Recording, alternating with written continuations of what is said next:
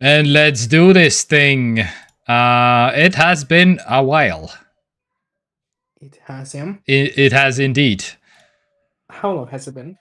Oh, that's a good question, actually. A month? I want to. I was thinking. Googling YouTubing myself. When was the last a month ago, yeah. stream? Yeah, a month ago was my solo stream. June 1st. This was so even longer for me. Oh, June 1st. Yeah, well, yeah. Anyways, yeah. If anybody cares, I technically have good. What is it? Not alibis. Excuses. I have good excuses, but I won't bore you right away with those. I guess I don't think so. At least. Anyways, it has been a month, and man, there have been some things happening. Oh, by the way, yes. No, exactly. For those of you who are tuning in for this thing for the first time ever, TekTok means technology talk. So we're gonna talk about technology, I guess, for the next, I don't know, hour and a half, 2 hours, maybe. I don't know. We'll see. But yeah, there have been some funny and insane things happening in the technology world. Because again, we were off a month, so it only takes us having a break for actual news to start happening and things. Yeah. I'm kind of yeah. The longer you take a break, so basically, this the next, I don't know, for 1.5 hours, 2 hours, whatever. This is us being mostly catching up. I prepared mostly like a catching up story type of thing, basically. So this is not even the news of the last week. So this is the news of the past month, basically. Because I don't know. Makes sense. Because again, it's way more exciting to talk about stuff that is like directly related to me and you, and that we are excited about anyway. So, but anyways, what have you been up to for the past month and 1 month and 1 week or something like that? Yeah. Feels like such a long time. I switched jobs, I guess that's the thing that has happened. Yes, I heard it through the grapevine that oh my god, yes. By the way, there have been 3 people that have been like, where the fuck is TekTok? Nastya is one of them. Annika was the second. And Lotus Film was the third one. Well, our like usual gang. That they were like, what the hell is happening? Is TekTok on summer vacation or what is going on? Yeah, because how else do people get their tech news? Yeah. That just makes sense. Yeah. Anyway, Nastya was the most eager one. Like Nastya was every week was like, what the fuck is happening? It is Monday and it is 6 o'clock and there is still no TekTok. What? And yeah, even right now, she wrote me 5 minutes ago. I'm waiting eagerly. Lol. Anyway, so you gotta feed the algorithm. Yeah. Anyway, so she's jobs. Switch jobs. So what's going on? And I work with Richard. Yeah, a mutual friend of ours. Yeah. Who has been like trying to get me to go to work there for like pretty much as long as he has worked there. So now I finally sort of did decide to try it out. And yeah, it's okay. Still working in the kitchen, still doing stuff, but no longer for now in the restaurant. Yeah. It's fine. It's good. How long have you been there now? Let's say 3 weeks, I guess. Okay. So Yeah. different, not different, It's same, same. different. It's different. Now it's kind of chaotic because a lot of people are on vacations and stuff.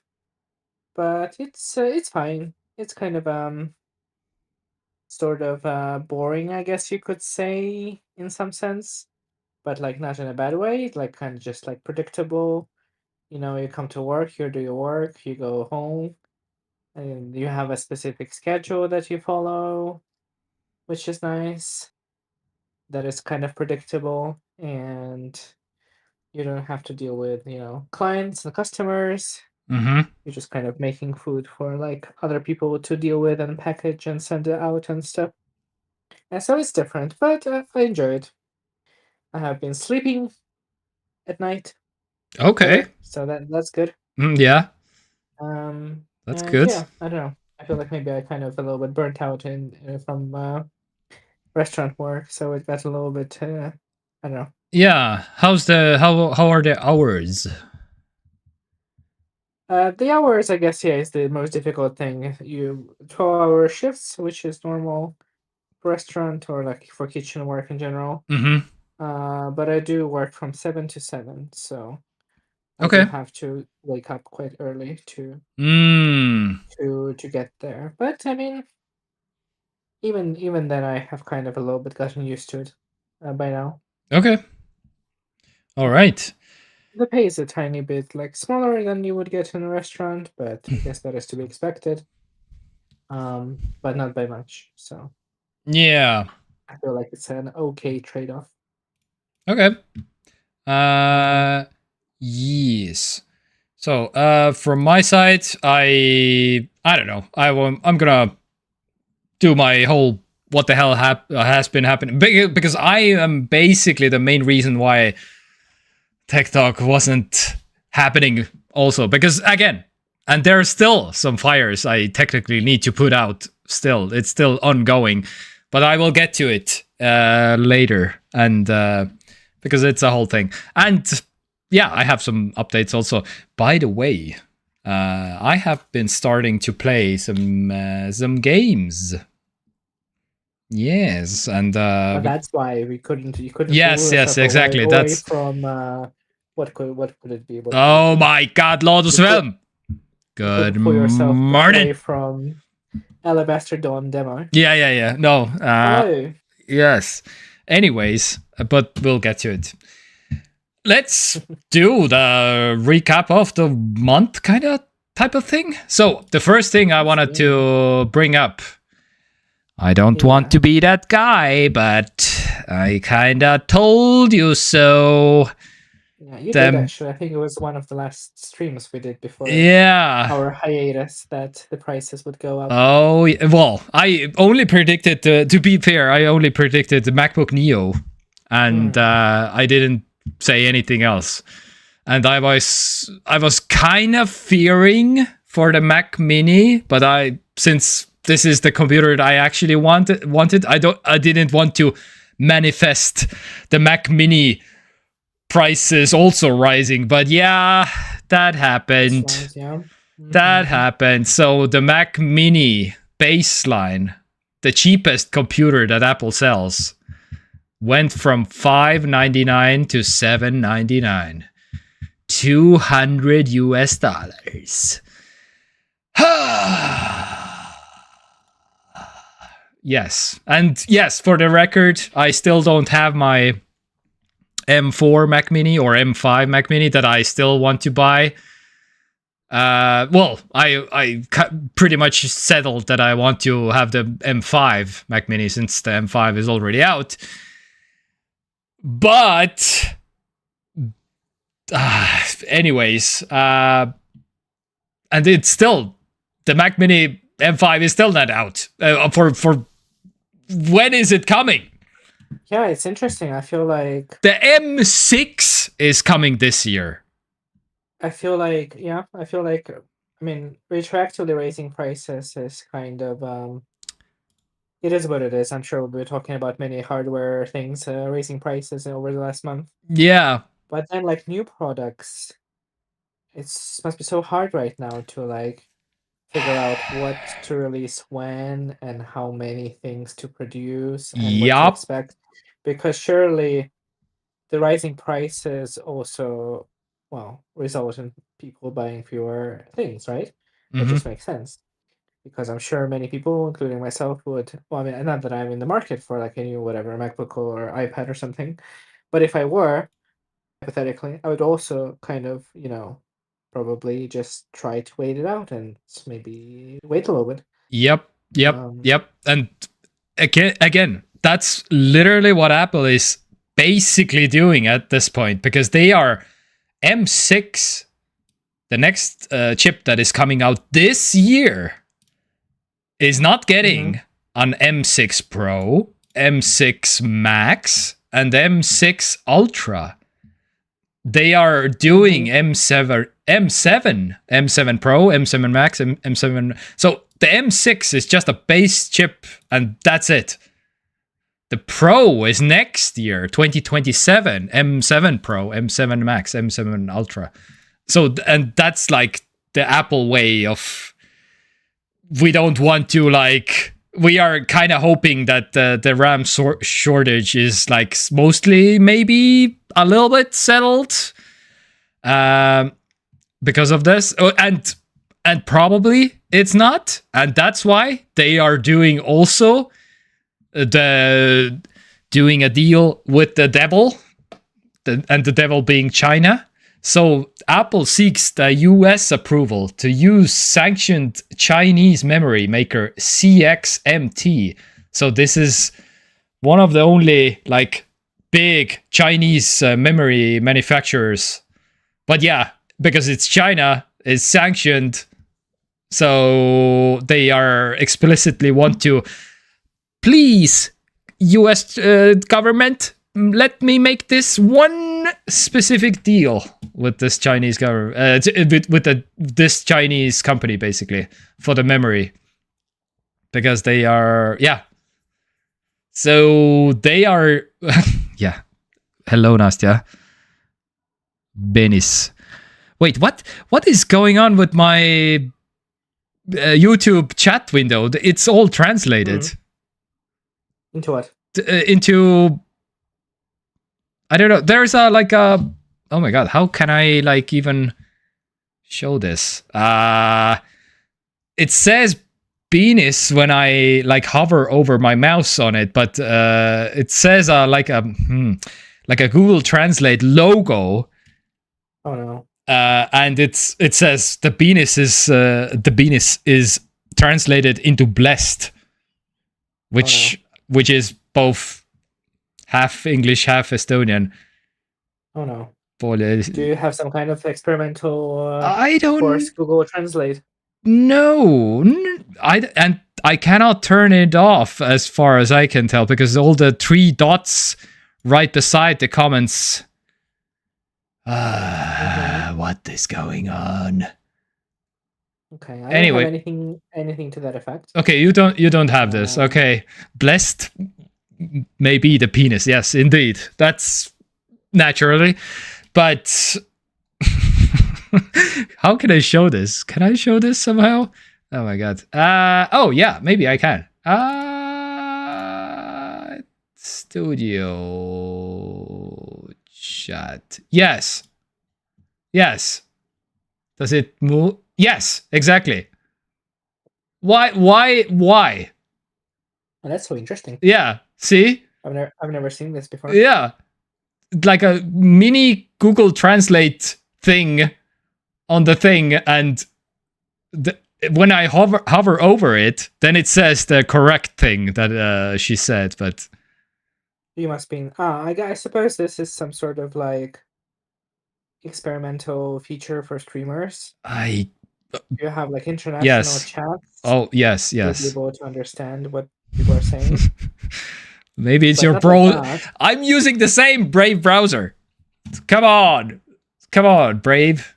I don't think this is Brave. I think this is YouTube probably, but but again, I have like 3 dots here, and I don't have a way to turn it off.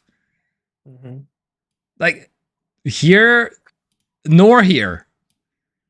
Come on. Come on! Why? Community moderation. Anyhows, so that is happening. So I guess I have to hover. Anyway, I don't know. Whatever. Maybe because I wrote in Estonian. Change top chat. What? Oh, live chat. Oh, maybe that. Okay. Welcome to live chat. Remember to Guardian. No, it's still there. It's oh my god. Annoying. I changed to live chat. It's the both. There is a selection. I have Estonian chat. What? I have only these. Live chat, fan funding. Okay, top chat. I don't know. If it changes to Russian, they maybe check the skies for reasons. Yes. Thank you for that.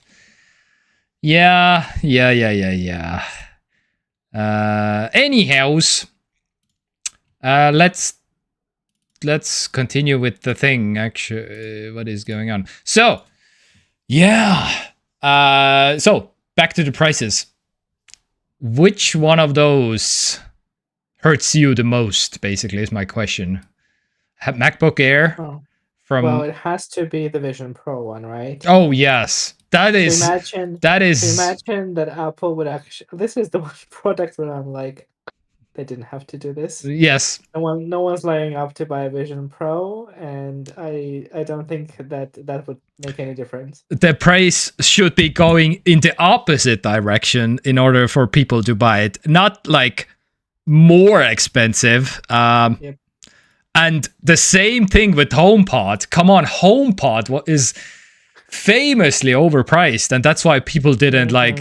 Dude, you are competing with Alexa. You're competing with Google. You're competing with all these other cheaper smart speakers that they already have. You were late with the smart speaker into the market, and so you have to like give them a reason to switch to Apple speakers. Oh crap. Yep. And the reason is like, yeah, give us more money for the AI Siri that is like still lagging behind a little bit for the competition. Because again, HomePod is Siri only, basically. Like you're controlling it with your voice. And the Apple TV, of course. The Apple TV, 130 to 200. And that's like what? That is a 30% increase. That is a yikes. So, and if you want the Ethernet, Wi-Fi plus Ethernet, $250. And I am in the camp of like, I want to plug a wire into my Apple TV if I had one, but I don't have one. But my God, 250. That is a big price jump, I would say. But yeah, of course, the one that hurts the most is the Mac Mini. So the Mac Mini M4 Pro, 200 more, and the base one also 200 more. So, and that means, yeah, I'm not gonna buy the M4, but I'm gonna buy the M5. But there's absolutely no universe that they are gonna release the M5 for cheaper than this. So that is the new price, which sucks. I don't feel very strongly about any of these because I'm not planning to buy any new. Yeah. For the foreseeable future. Yeah. But I guess, yeah, that $200 on iPad Pro is kind of a lot. Mm-hmm. $200 increase on MacBook Air is a lot. $300 MacBook Pro increase. Yeah. Of course, those like Mac Studio prices, of course. Yeah. Those are. But I mean, those are like whatever products for like, you know, Yeah, I don't know, and IT companies and whatever studios. Mac Studio M3 Ultra 4,000 to 5,300. Yep. So That is tough. yikes. Tough. But I mean, it is kind of, you know, reflecting the trends. You know, the Steam machine happened. Yeah. We'll get to the Steam machine also. Okay, Steam machine. Yeah. Xbox rose prices. Yep. By like ridiculous amounts. Yep. So, Everything is going up. Yeah. So yeah. So basically, my roadmap is if I don't get the M5 Pro, then there will be no M6 Pro, and the M7 Pro is maybe at the end of next year. So and by that point, my M1 Mac Mini will be like 1 foot will be in its grave already or something. I don't know. Right. Because it's kind of a struggle to run this computer on every day with the 16 gigs of RAM. Steve Jobs would be rolling in his carrot juice if he saw this. Yeah. There's no way that prices will stabilize by the end of next year, though, right? Yep. It will be absolutely in 2027 at least for the first half of 2027. Yeah. The RAM prices are still going because that's what I mean. They have all done the math. Even if you're like starting to if the thing crashes, like and it doesn't crash like in a day or something, it will slowly crash a little bit. Then they will flood the market with I don't know, whatever RAM, I guess. And you used RAM will be like immediately available, but again, that's only for used RAM. So even if if you want to buy new RAM, it will at least take 6 months from the crash, basically. I like how everyone is just expecting the AI thing to crash. Well, yeah, everyone is rooting for it because there are two things people are rooting for: that and Trump kicking the bucket. You know. Yeah, well, it's like on everyone's bingo card. Right? Yeah, and Putin also. Right. Yeah, that's true. Well, I guess it could happen, right? It could happen. It will happen at some point. But yeah, companies like scaling back on. Oh yeah. Whatever, like they're incentivizing employees using AI and stuff. Yeah. It's like what was it? Elon put like a $200 per week for cap, so you can spend only $200 per week on other AI agents, but not on Grok because that's their own AI agent. So yeah, a lot of companies are putting like weekly, monthly, yearly caps, like price that you can spend on AI agents. Yes. Okay. Let's. We alluded to the Steam machine before, but yes, again, the story is the same. So, Steam machine launched. I am actually very excited about this cube. I'm not gonna buy it. It's way too expensive. But the reason why I'm excited about SteamOS. Because that cube is basically like... Okay, so I watched Linus's like weekly podcast thing, and he said that the Steam machine is the closest competitor to him is a Mac Mini. And I was like, what? How? This is a gaming cube. How does that even compare to a Mac Mini, which is not a gaming computer at all? And the way he described it was basically like,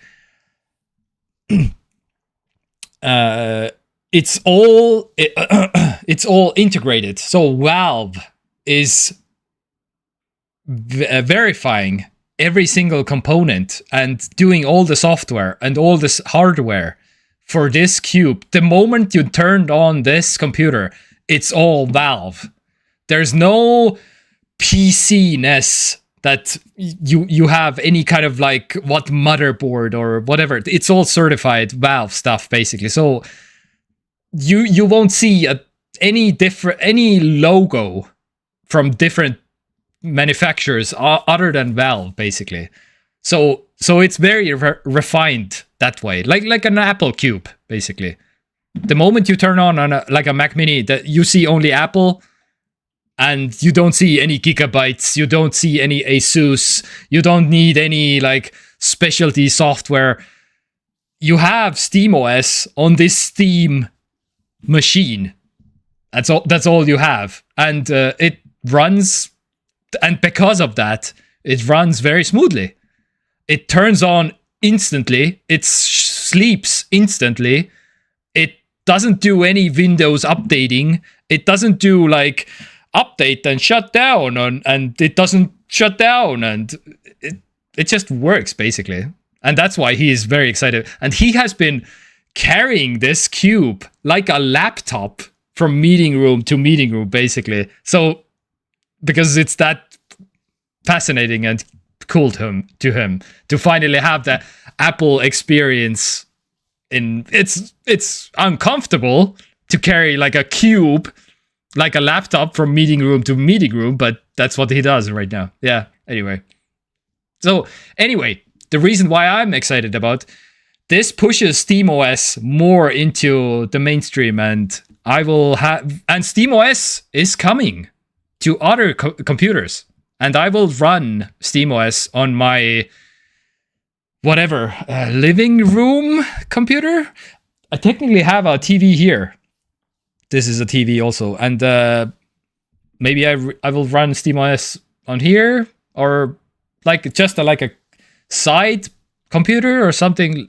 But yeah, I will SteamOS with the big picture TV mode is kind of nice and kind of cool for me. But yes, the Steam machine, not gonna buy it, way too overpriced. And of course, the RAM shortage is the biggest contributor to the price. Valve even said they wanted to hit basically 800 for the cube. They didn't say that exactly, but they said the price increase for the Steam Deck, which is the handheld thing, that increased $200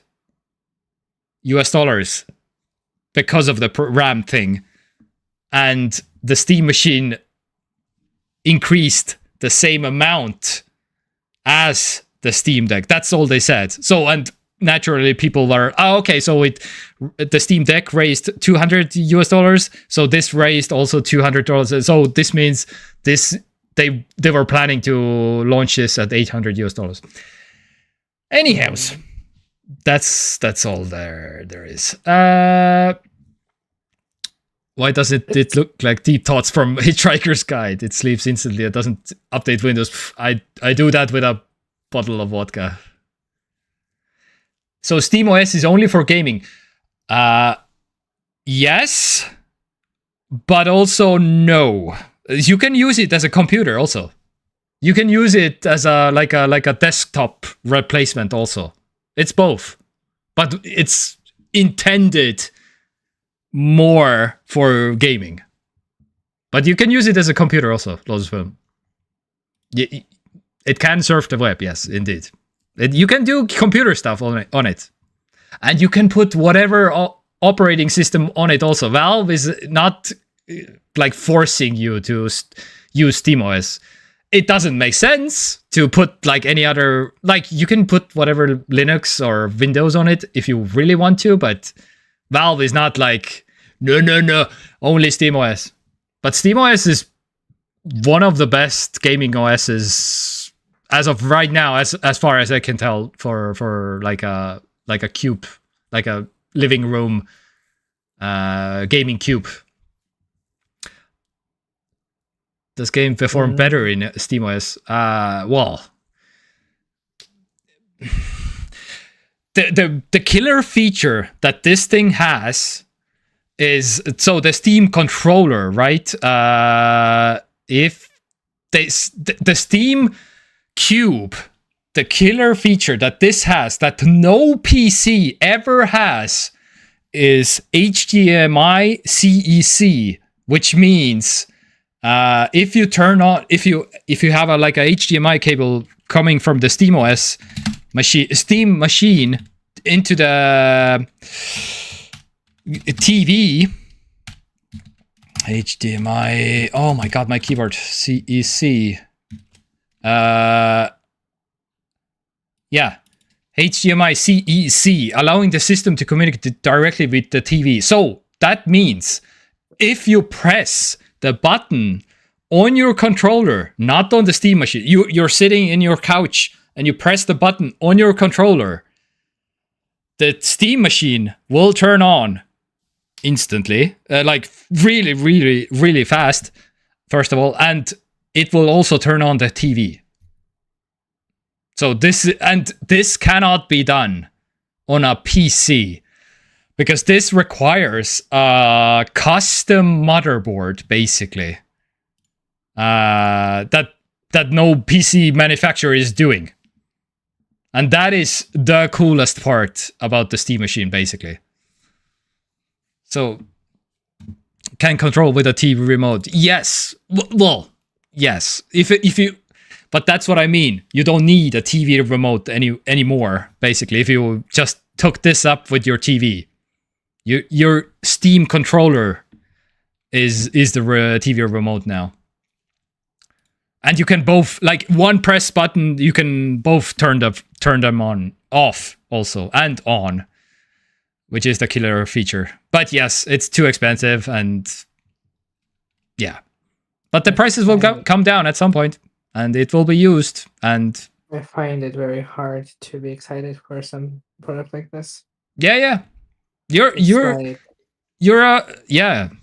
have already, like, so many consoles anyway. Yeah, that also, but I mean, the idea of it is... And you have a big gaming PC also. Right. So and the idea of it is, like, fine, it's just that... It's just not... Yeah. Performant. Yeah, it is so much not. Money it is not. For something that is not as powerful as, like, PlayStation 5. Yes. Which came out like 6 years ago. Yes. So it's a very difficult value proposition. Yes. Not to mention also that you don't get a controller with it if you go for the cheapest one. Mm-hmm. And yeah. I think it's quite a mess, actually. Yeah. I think it will sell okay. I don't know if I agree with you that it will bring this SteamOS into the mainstream, because I cannot imagine this product. Oh, it will not bring the product. It will not bring the SteamOS to the mainstream. Did you not see no. No, it will. It will bring SteamOS more in the forefront of, like, developers, that they like, oh, this is a new platform we can develop, but it will, this is a niche box with and the price is, even if the price would be good, it's still a niche box. Like, this is a PC Steam gaming box for the living room. So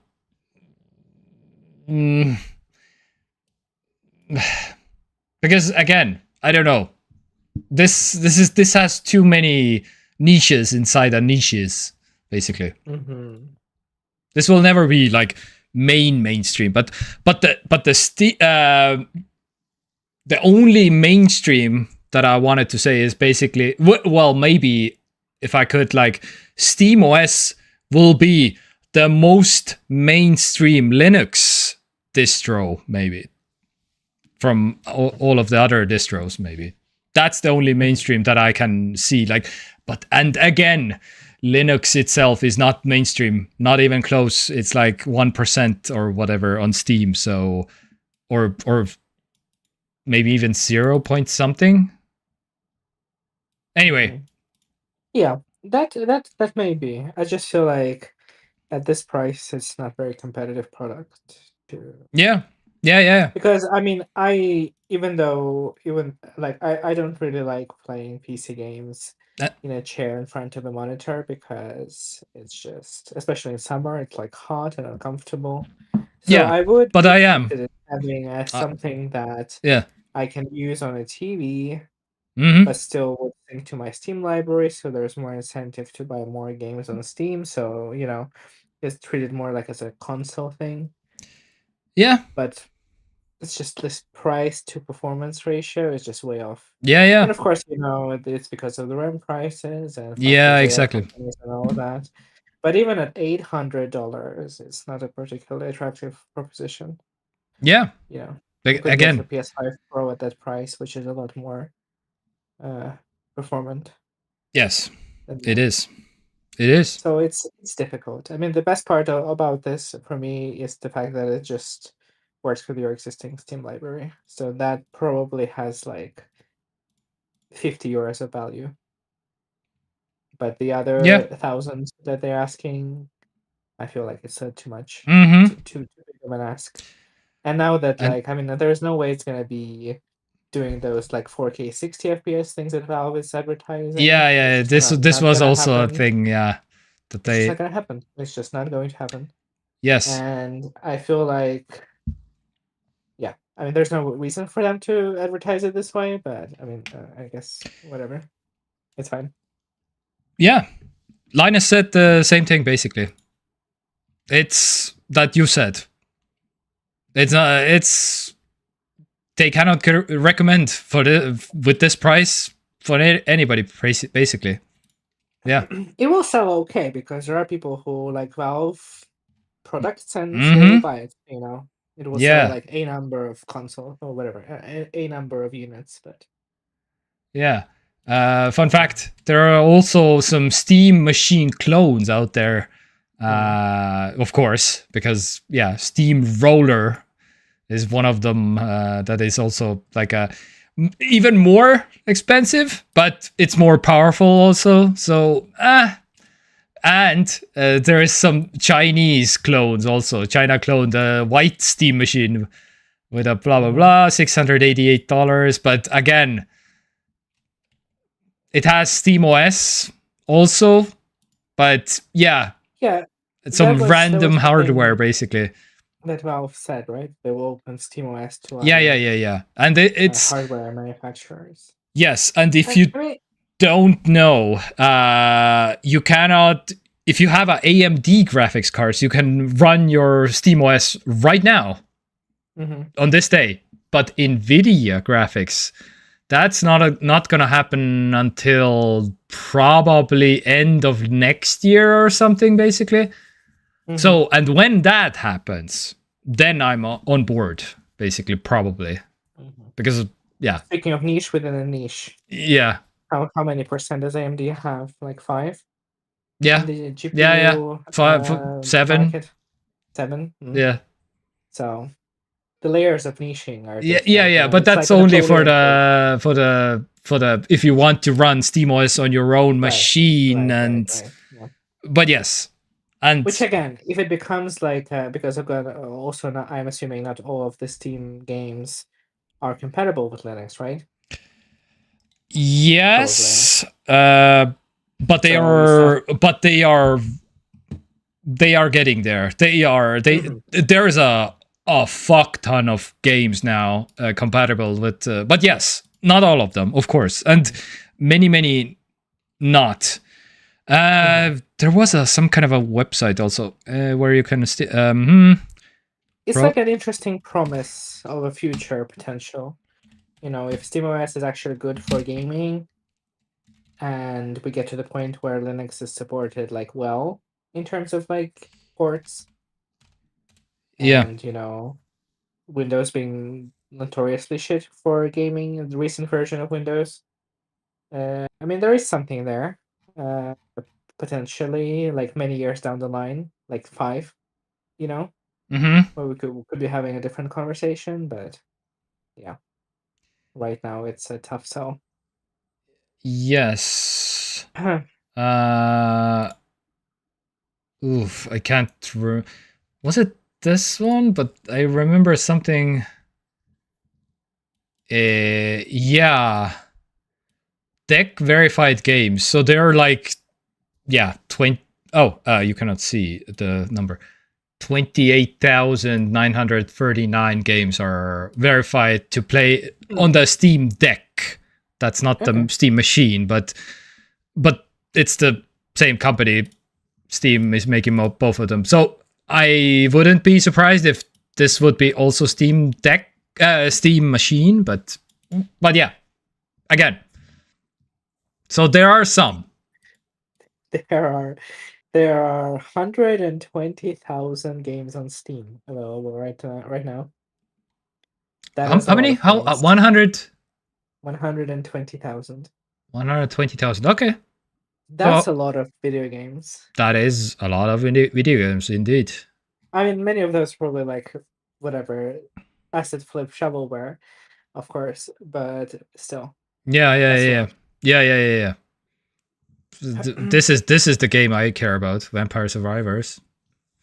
Right. And that's reason enough to buy a Steam machine. I mean, I finished the game, but yeah. There's always time for a replay. Yeah. Oh, speaking of replays, but I won't go there yet. That's enough video games that they could stop making new ones. Okay. Well, it seems quite. Vampire Crawlers is verified on the Steam Deck already. Okay. Oh, why wouldn't it? Yeah. That makes sense. Yeah. Maybe there won't be any new games soon. Who knows? Today I read an email that Xbox CEO sent to staff about laying off 5,000 people. Also coming. Yes, this is also on the menu. Yeah, literally 20 minutes before the stream, I read it. So maybe there won't be games coming out in the near future, you know? Yes, exactly. And you know what? A lot of people, you're totally right. Like, we could have no games coming out, like, starting tomorrow. And there will be plenty of them to last us our lifetimes if we just, like, play old ones. Oh, yes. Yes. They could have stopped the Transport Tycoon Deluxe. Well, there you go. And it's only one of 120,000 available on Steam. By the way, Lodsville, did you buy the... Oh, what was it? Roller Coaster Tycoon? I sent Lodsville 5 days ago. I sent him a message that Roller Coaster Tycoon is for free on Epic Game Store, and he was like, "What? No, I didn't." Oh my god. Okay.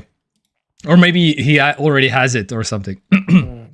Or maybe he doesn't care about Roller Coaster Tycoon. Death taxes seem being meticulous about 100%. I don't know what that means exactly. What 100%? I don't know. I finish my games usually 100%, but 100% Vampire. Yes. My Gmail was full, so I couldn't make an account. Wait, what? What does that mean? How can a Gmail become full? You need a Gmail account to download Roller Coaster Tycoon? How many spam emails do you get that your Gmail got full? Yeah. Also, there's deletion, Roswell. 15 gigabytes was used. Yeah, well, I have also... By the way, my Gmail is also like 14.72 gigabytes used or something. How does one check that? Oh, it's you will be told many times. Oh, that's good. many times through. How silly of me! Of course, Google would tell me. Oh yes. Is there like a convenient link to like purchase more storage or something? Of course there is. There's a giant button. Okay, that's good. There's I cannot show you my email but yeah, there's like a giant, please give money to upgrade your storage. Yeah. I'm fighting for my life with those 14.72 gigabytes every year, basically. It's not my official email. Okay, anyways. Fun fact, this was also going on. Dbrand made a case for the Steam Deck in the shape of the companion cube. And if you never played Portal, this is the companion cube in the Portal game. And so they made this. This is a product that was existing, and even Linus got it. And a few days later, Dbrand got a letter in the mail from the lawyers, from Valve. And so the lawyers did the lawyer thing, and Dbrand refunded all those purchases. This was the second highest product ever in Dbrand's history or something. Fun fact. And they had to refund all of them. They had to refund all of the customers. It's so fascinating to me that like Portal is now 1 million years old. Yeah. And the meme is still going. Oh yeah. It's like the dead horse is so beaten at this point that like there's nothing left of it, but we're still going with the companion cubes. And people went crazy. So Portal came out in 2007. So basically 20 years ago, yeah. It was a generation ago. Yeah. We can move on. Yeah.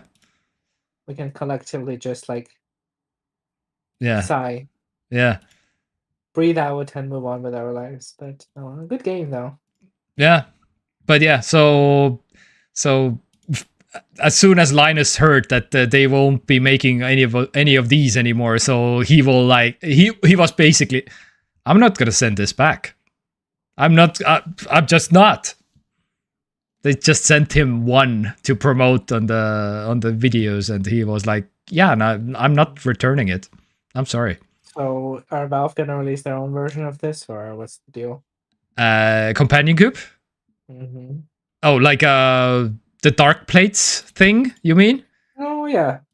Well, they can't, at least not like this, basically, because Valve lawyers. But they... No, I mean, like, Valve will themselves... Oh, no idea. They haven't said anything.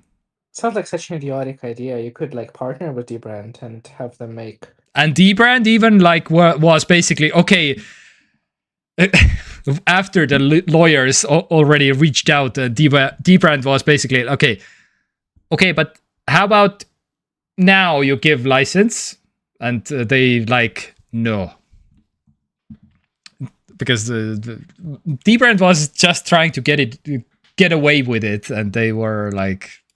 Yeah, I don't understand the point of not allowing them to do it. It's such good... It's such good marketing for it is, but again... And it's not like they will set up a factory manufacturing stupid plates for their stupid cube. And I heard based on smarter people than me, that to make those molds... And the amount that they already were producing, so the figure that they already invested to make these things, it's somewhere in the $10 million range, basically. Mm-hmm. Not cheap to produce this thing, basically, and to manufacture all those things and take pre-orders and all those stuff. So yeah, anyway. They refunded everything, so yeah. Okay, well. Give money. We are poor lambs. Google, yeah. You can write to me. Yeah. We will We will. Anyways, so this happened also. Speaking of pricing and what is going on, again, I don't want to be that guy, but I kinda told you so when the first rumors of the GTA 6 price were swirling. I told you. $100 US. Okay, so we are both right, basically, because the very first reaction, I remember you were like, nah. So the standard edition is $80 US, and the ultimate edition is 100. 70 pounds. By the way, PlayStation Store is still not in Estonia, as far as I can tell. Is that correct? Yeah, okay. So if you want to have a GTA 6 technically on PlayStation, you have to have it the UK version or something? I assume that probably most Estonian people just use Finnish PS Store. Or Finnish? Okay. But I have a UK account, yes. Okay. And weirdly enough, it just works, and it even allows me to use my Estonian card to pay for things, even with Brexit and everything transpired. It just sort of works. Yeah. Wait. But so this is yeah. Anyways. Wait. Why is it €100? This is the Finnish site. Is it €100 for what? For the ultimate. For the ultimate version, are you sure? Yes. Pretty sure. Because one month it includes GTA Plus subscription. Okay, what happens if I click pre-order? Okay. I don't have any of these. But so in case you're wondering what the hell is included in the Ultimate Edition, I was kind of surprised. I was more expecting like the Ultimate Edition will be including like, I don't know, bonus missions, extra content, something. And so you get this car, you get this gun, some more guns, some clothes, some cars, this car, this modification to a car, a salon, this boat, I guess, clothing store, this buggy, some tattoos, this modding shop, some gear, some clothes again, and a store, and some cars. This is the Ultimate Edition, as far as I can tell. And yes, you get the free month of GTA Plus. And you get... What is GTA Plus? GTA Plus is like a subscription... GTA Online. As far as I can... Is it? I don't know. I don't play GTA. Yeah, that sounds correct, but I mean, there's no way that this will have GTA Online at launch, right? I don't know. There's 0% chance, I think, but okay. I guess, I mean, I assume that people who maybe are pre-ordering probably play GTA Online or something, so... Yeah, I guess. And some... But yeah, so... And this is the difference between, like, 20 euros.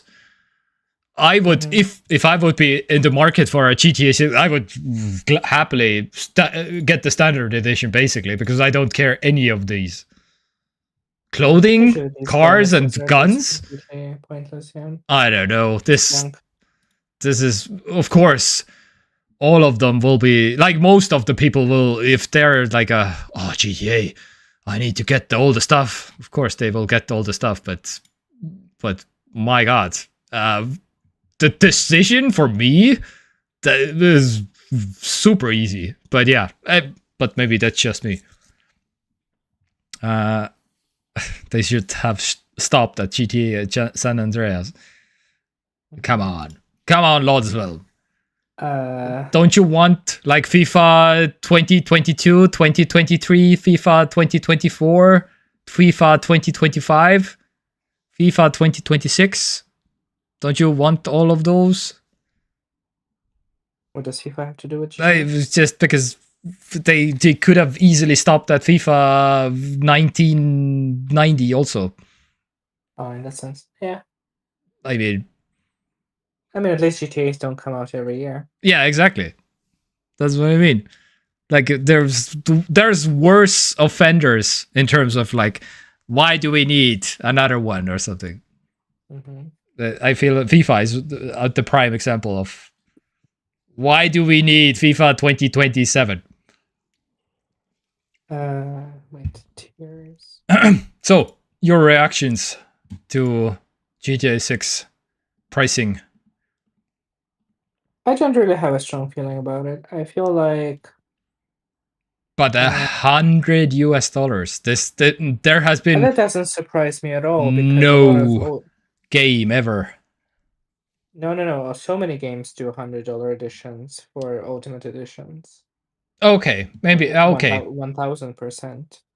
Okay. So maybe what the fuck was the most recent Assassin's Creed called? Shadows Editions. Let me see. Let me confirm that.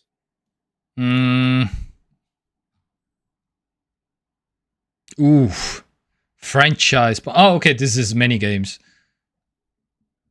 Yeah. But yeah, it's also discounted right now. Oh, okay. Premium edition, €109. Yeah, okay. Yep. So this doesn't surprise me whatsoever. I mean, the games haven't cost like $60 for a long time now. I feel okay if they want to charge $80 for the base game. I do feel like it has to be like proportionate to the quality of the game. Yeah. And overall, I don't really feel like it's like, I don't really feel like it shouldn't be allowed for studios to charge however much money they feel like their game deserves to be costing. But then if their game doesn't seem worth the money they're asking, they're just gonna look like idiots, right? Yeah. Considering that GTA 5 came out like 27 years ago and they've been working on this game for such a long time. Oh yeah. I have sort of like a little bit of faith that it will be polished and have a lot of content and potentially be worth people's money, right? Yeah. However, yeah, others would maybe take this as a signal that they can also start charging $80 for the games. Of course. And we already have an Exhibit A where Microsoft wanted to charge $80 for what game was it? I think it was like The Outer Worlds 2 or something. They announced they would cost $80, and then they were like, the reaction was so bad about it that they were like, okay, well, actually, JK, we're gonna charge $70 for it.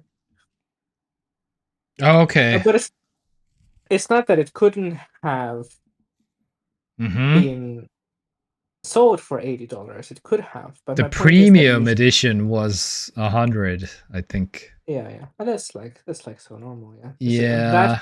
That actually doesn't surprise me whatsoever.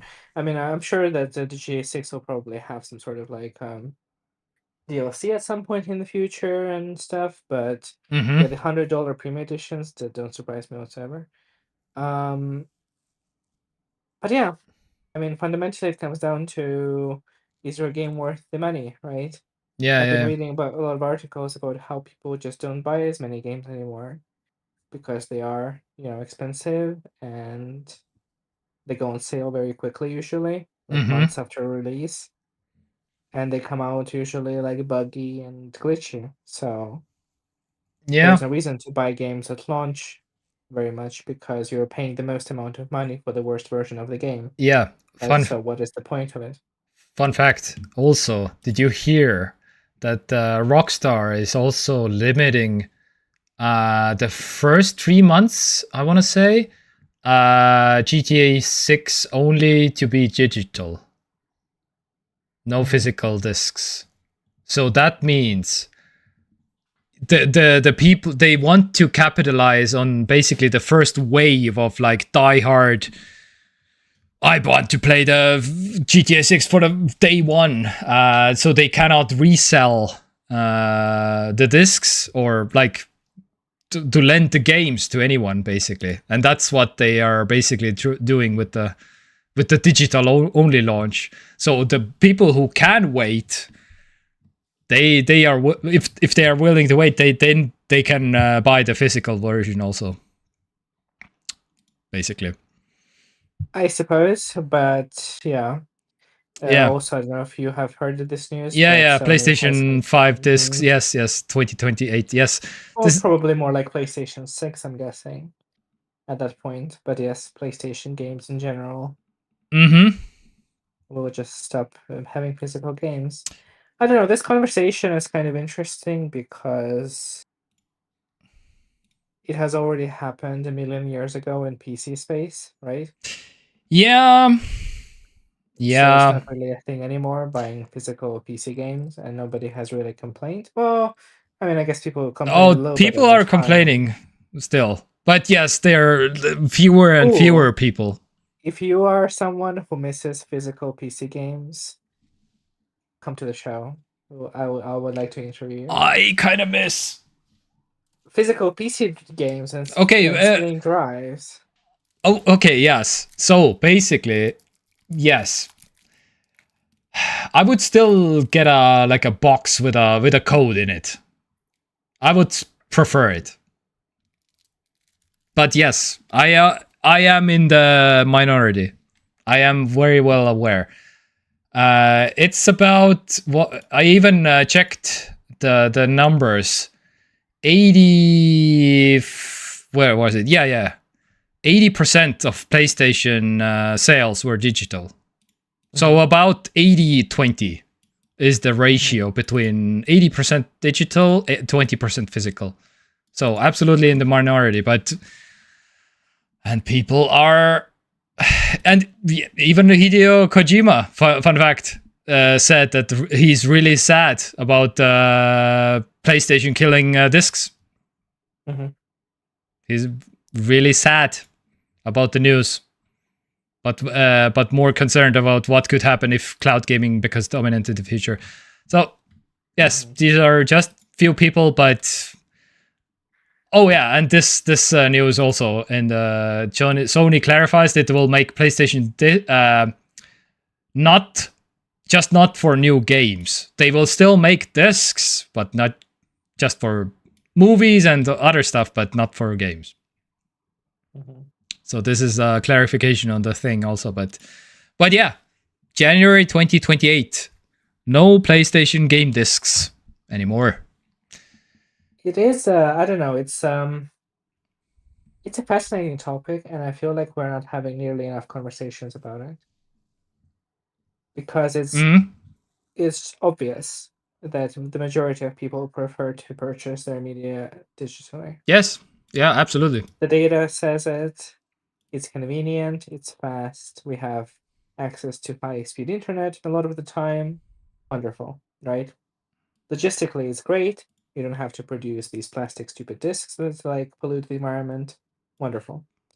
However, we are still haven't gotten to the point where we define digital ownership and what that means.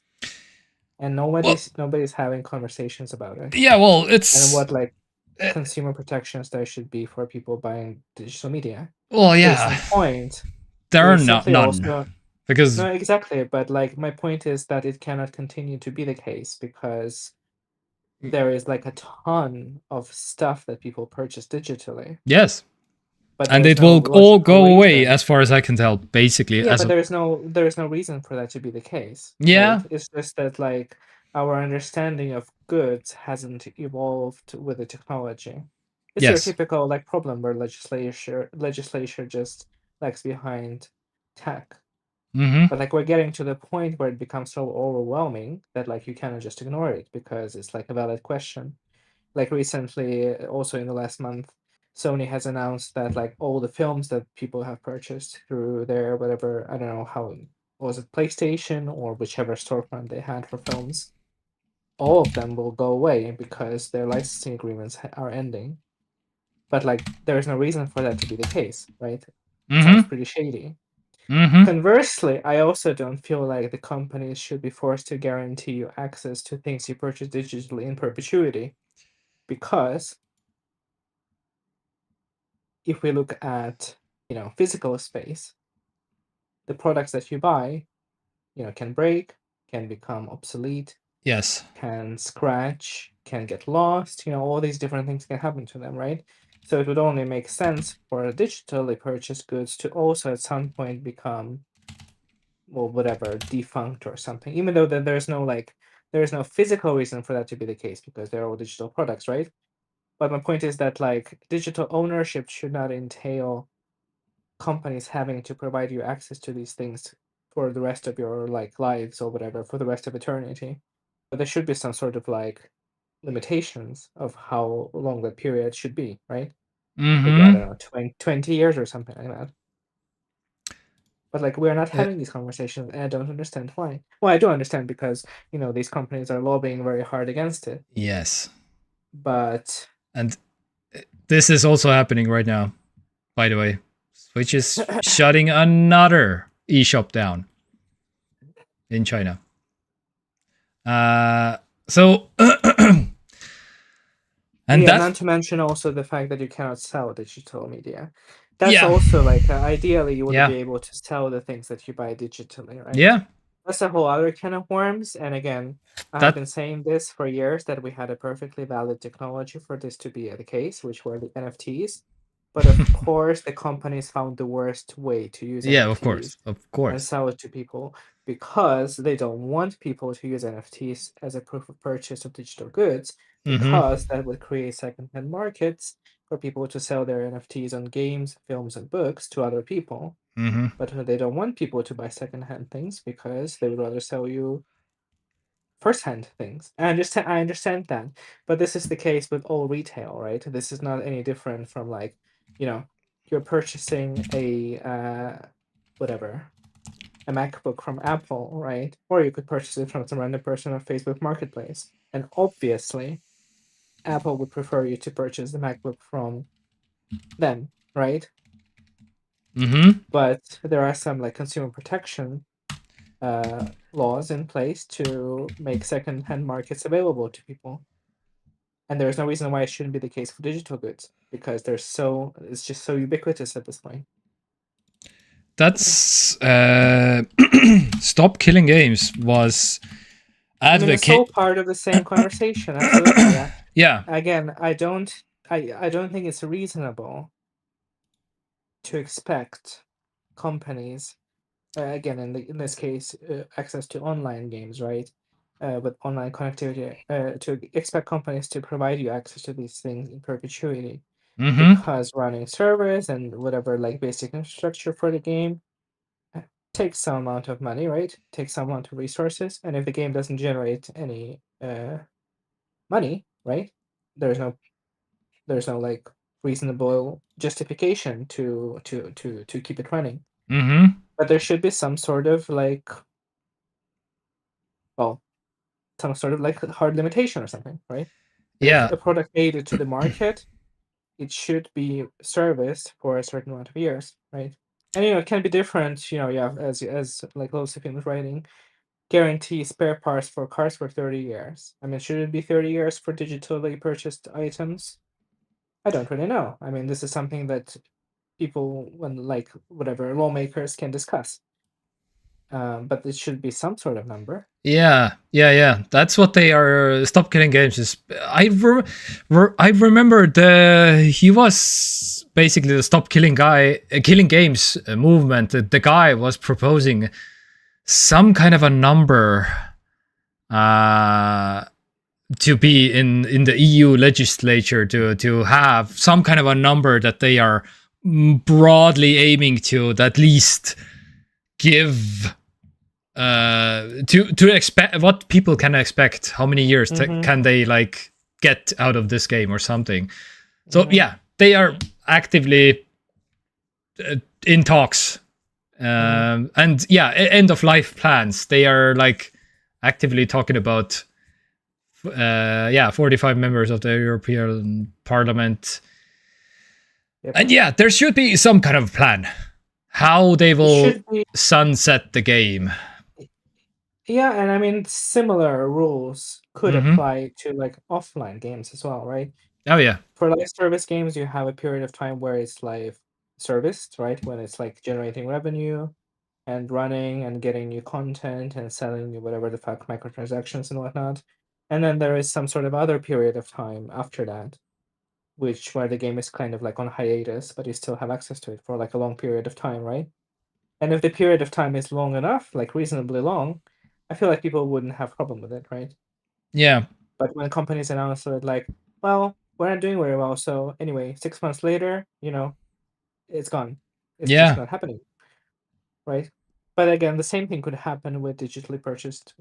I mean, again, yeah, you're purchasing licenses, but it's not. No one's expecting Sony's to shut down PlayStation Store in the next a few years, obviously, but it could happen at some point in the future. Yes. And Lotus Film, if you can't use online services anymore, then you should download it and use offline if that server isn't online anymore. But the problem with that is whole games are only made for online play, and as soon as the online disappears, the game no function, no dead. It's full dead. That's there's entire games. As soon as the internet goes, your game goes, basically. So yeah, there have been rare cases of companies sort of repurposing their like defunct service games into single player games and then kind of like selling them as like a one-time purchase kind of thing. Like I think there was like recently some Final Fantasy game announced or something that basically does just that. But these cases are rare. Yeah, lots of them. Cheap subscription, €1 per month. Yes. Unfortunately, it is more like 20 euros per month or something like that. Okay, I'm exaggerating, but yeah, unfortunately, there is 0 games for €1 per month as of right now. Because again, even yeah. Please, I would love to have some kind of a. Well, this is why I'm mostly advocating for. I'm in the camp of physical games because, again, this is a disc I can like still access 50 years from now. That when I want to show my kids that. Oh yeah, I have to dig up like a disc reader or whatever, like a game console or whatever to play this game. Yes. But you own the disc. Yeah. Assuming that nothing happens to it. Yes. Time, right? But that's why it's still wrapped in plastic and it's completely unopened. But yes, I completely agree. But I can keep my stuff. I haven't broken any iPhone screen ever since iPhone 4. I have I have never lost an AirPods in my life. So yeah, I guess so. And this will be sitting on this shelf for the next 20 years. I'm not like I don't want to have like the angry old man yelling at the clouds. I feel like I am the old man yelling at the cloud. You are mostly digital. I am the maybe a little bit. Yeah, that's what I mean, because it is undeniable that this is the way that digital is the way way forward. Completely. So, but I don't understand why we have resigned ourselves to the attitude of that, like, well, it lasts for as long as it lasts, and then we lose it, and then whatever, where this is like a valid conversation that we should have Yeah. and like consumer protection agencies should have Mm-hmm. with platform holders about like what happens, because yeah, we just have to redefine what is a digital good. Is Yeah. it a good? Is it not a good? And if it's not a good, then it should be sold differently. It shouldn't be sold as a product that we pay like a huge amount of money for, if Mm-hmm. that's like the way that they are gonna treat it, and remove access from it in like whatever, like a number of years. Yeah. But yeah, I don't know. So basically my stance is basically like, I will most likely be able to show my kids 20 years from now that what was my favorite game of like 20 years ago or something. Zelda, Mm-hmm. Tears of the Kingdom. Will I be Mm-hmm. able to say the same thing about Vampire Survivors? I don't know. Right. I don't know. I And feel like it's I something as cannot good. own any disc or anything from Vampire Survivors. They might shut down the That's true. server. It's not feasible. Yeah. Well, I, Valve could shut down the server. It's not feasible yeah. for a lot of studios to produce physical discs and cartridges for their games. And that's another reason, why digital distribution is good, because it's sort of like fair, quote unquote, for Mm, everyone, right? mm, Um, but yeah, I mean, could Valve shut down Steam? Perhaps. I mean, sure, I feel but like if something as cataclysmic happens as like whatever, like entire like platforms going out of business, like I mean, I guess Xbox is the closest one to that point, right? I oh guess yeah. I could see them going out of business in the next like 10 to 15 years. By the way, can you buy games on Xbox? Yeah, of course. Okay, because every time I'm like trying. Microsoft Store. Yeah. Okay, Hmm. do you access it on the Windows side of things? Oh, Mm, right. Oh, okay. Yeah. Because again, my story. So I wanted to gift Vampire Survivors to one of my friends living in US. I couldn't because I could only buy it for myself, but I couldn't gift it because it's Microsoft. Just basically Microsoft things. But yes, but even GTA 6, I get this error message. We are sorry, the page you requested cannot be found. I don't. I'm not. well, there is no Windows version of GTA 6. Oh. Um, because Oh yeah, that's Rockstar right. doesn't release their Yeah. games I on need to PC. access this on an Xbox, I guess. Perhaps, yeah. I'm not sure if Yeah. you can. I mean, surely you should be able to buy Xbox games through a browser on a computer, but Right. I'm not sure how that works. Yeah. But if I Um, click pre-order now, and you hmm, cannot see the thing. So it says PS5 and Xbox Series X digital, and I'm okay. landing here. Basically, Oh, that's that's interesting. I have no idea what could be the reason for that, though. I don't know. Maybe Maybe URL, maybe spelled maybe differently. I'm Yeah, using the sure. wrong operating system, Windows, which is also from Microsoft. Right. I don't know.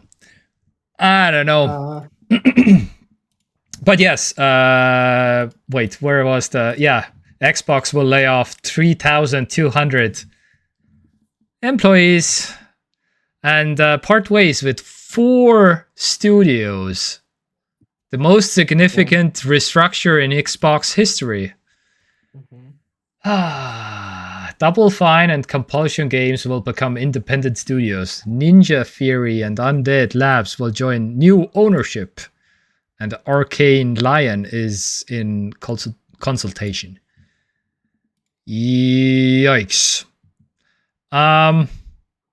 Yeah, so that's not good. What's going on, Microsoft? What is happening? I don't know. Oh, I do know. They want to have 30% profit margins, right?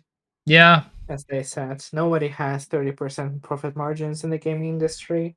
Yeah. Don't know where they got that number from. Apple, maybe? I don't know. And they have... Steam takes also 30%, isn't it?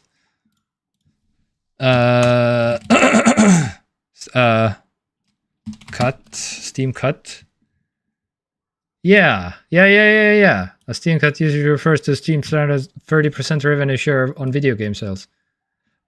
For indie games selling below 10 million, okay, decreases 25%. Okay, so this is AI overview, but I have heard these numbers also before, basically.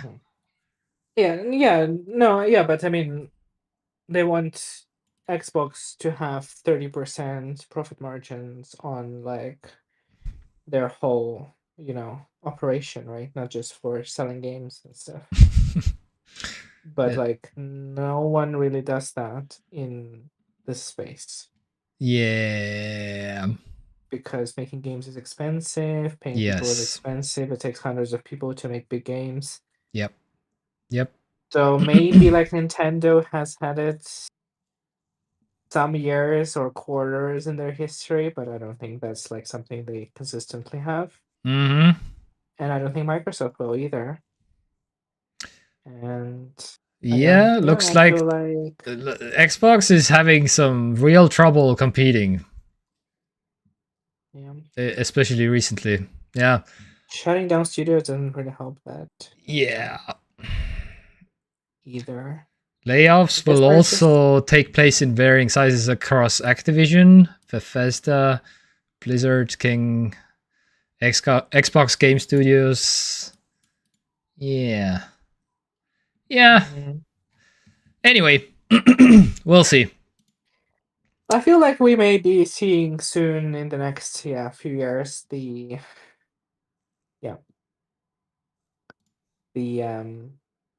slow end of Xbox brand.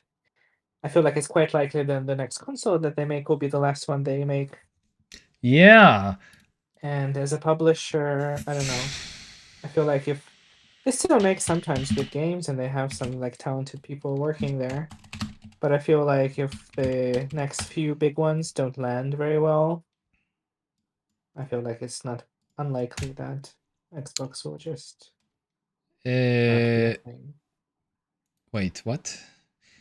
Wasn't it Project Scorpio? Okay, this is old probably. Okay. There was a leak about a new Xbox that we talked about, I don't know, maybe a year ago or something. Oh, Helix. I think Helix was the new one. And we even showed like pictures and stuff. Yeah. What is this? Xbox Series. Okay, no.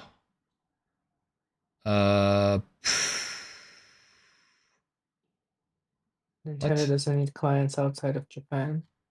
Oh yeah, Nintendo has the most healthy like just portfolio and like understanding of what they're doing, and they have merch, they have games, they have Alarmo. They have Alarmo, they have the stupid talking flower. Yeah. They have whatever you call it, the amusement park.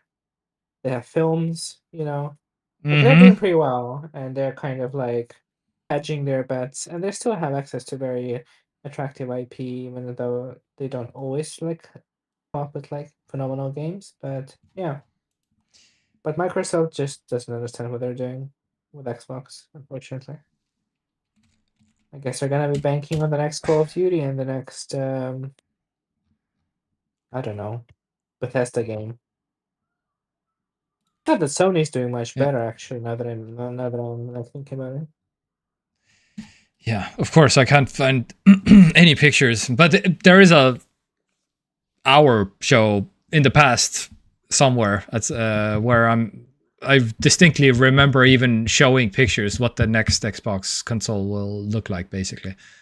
Well, those are rumors and leaks, of course, but okay. I don't think that's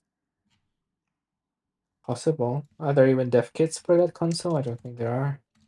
Maybe there could be somewhere. I mean, who knows? What? But it was pretty credible. TekTok. I don't know. I probably don't find it. Oh my god, this keyboard is the worst. Double clicks and I cannot write with this keyboard anymore because it's constantly like doing. Of course, it's no idea where it is. It doesn't matter. Maybe I'll find it later. Anyhow, the last thing on the menu is I wanted to. Oh my god, that's so bright. It's all white. Remember spectacles? So Snapchat is a company that naturally can't find it in the clutch. Yes. So Snapchat did at some point did one of these. This was, I want to say, like, yeah, 10 years ago. Yoicks. Snapchat. Oh my god, please autoplay videos. Yes. So these were a thing 10 years ago, and they are back, baby. They made specs.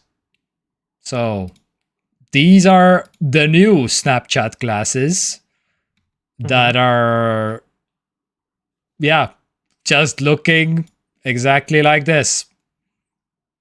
Sir, no cameras allowed in the menu. What camera?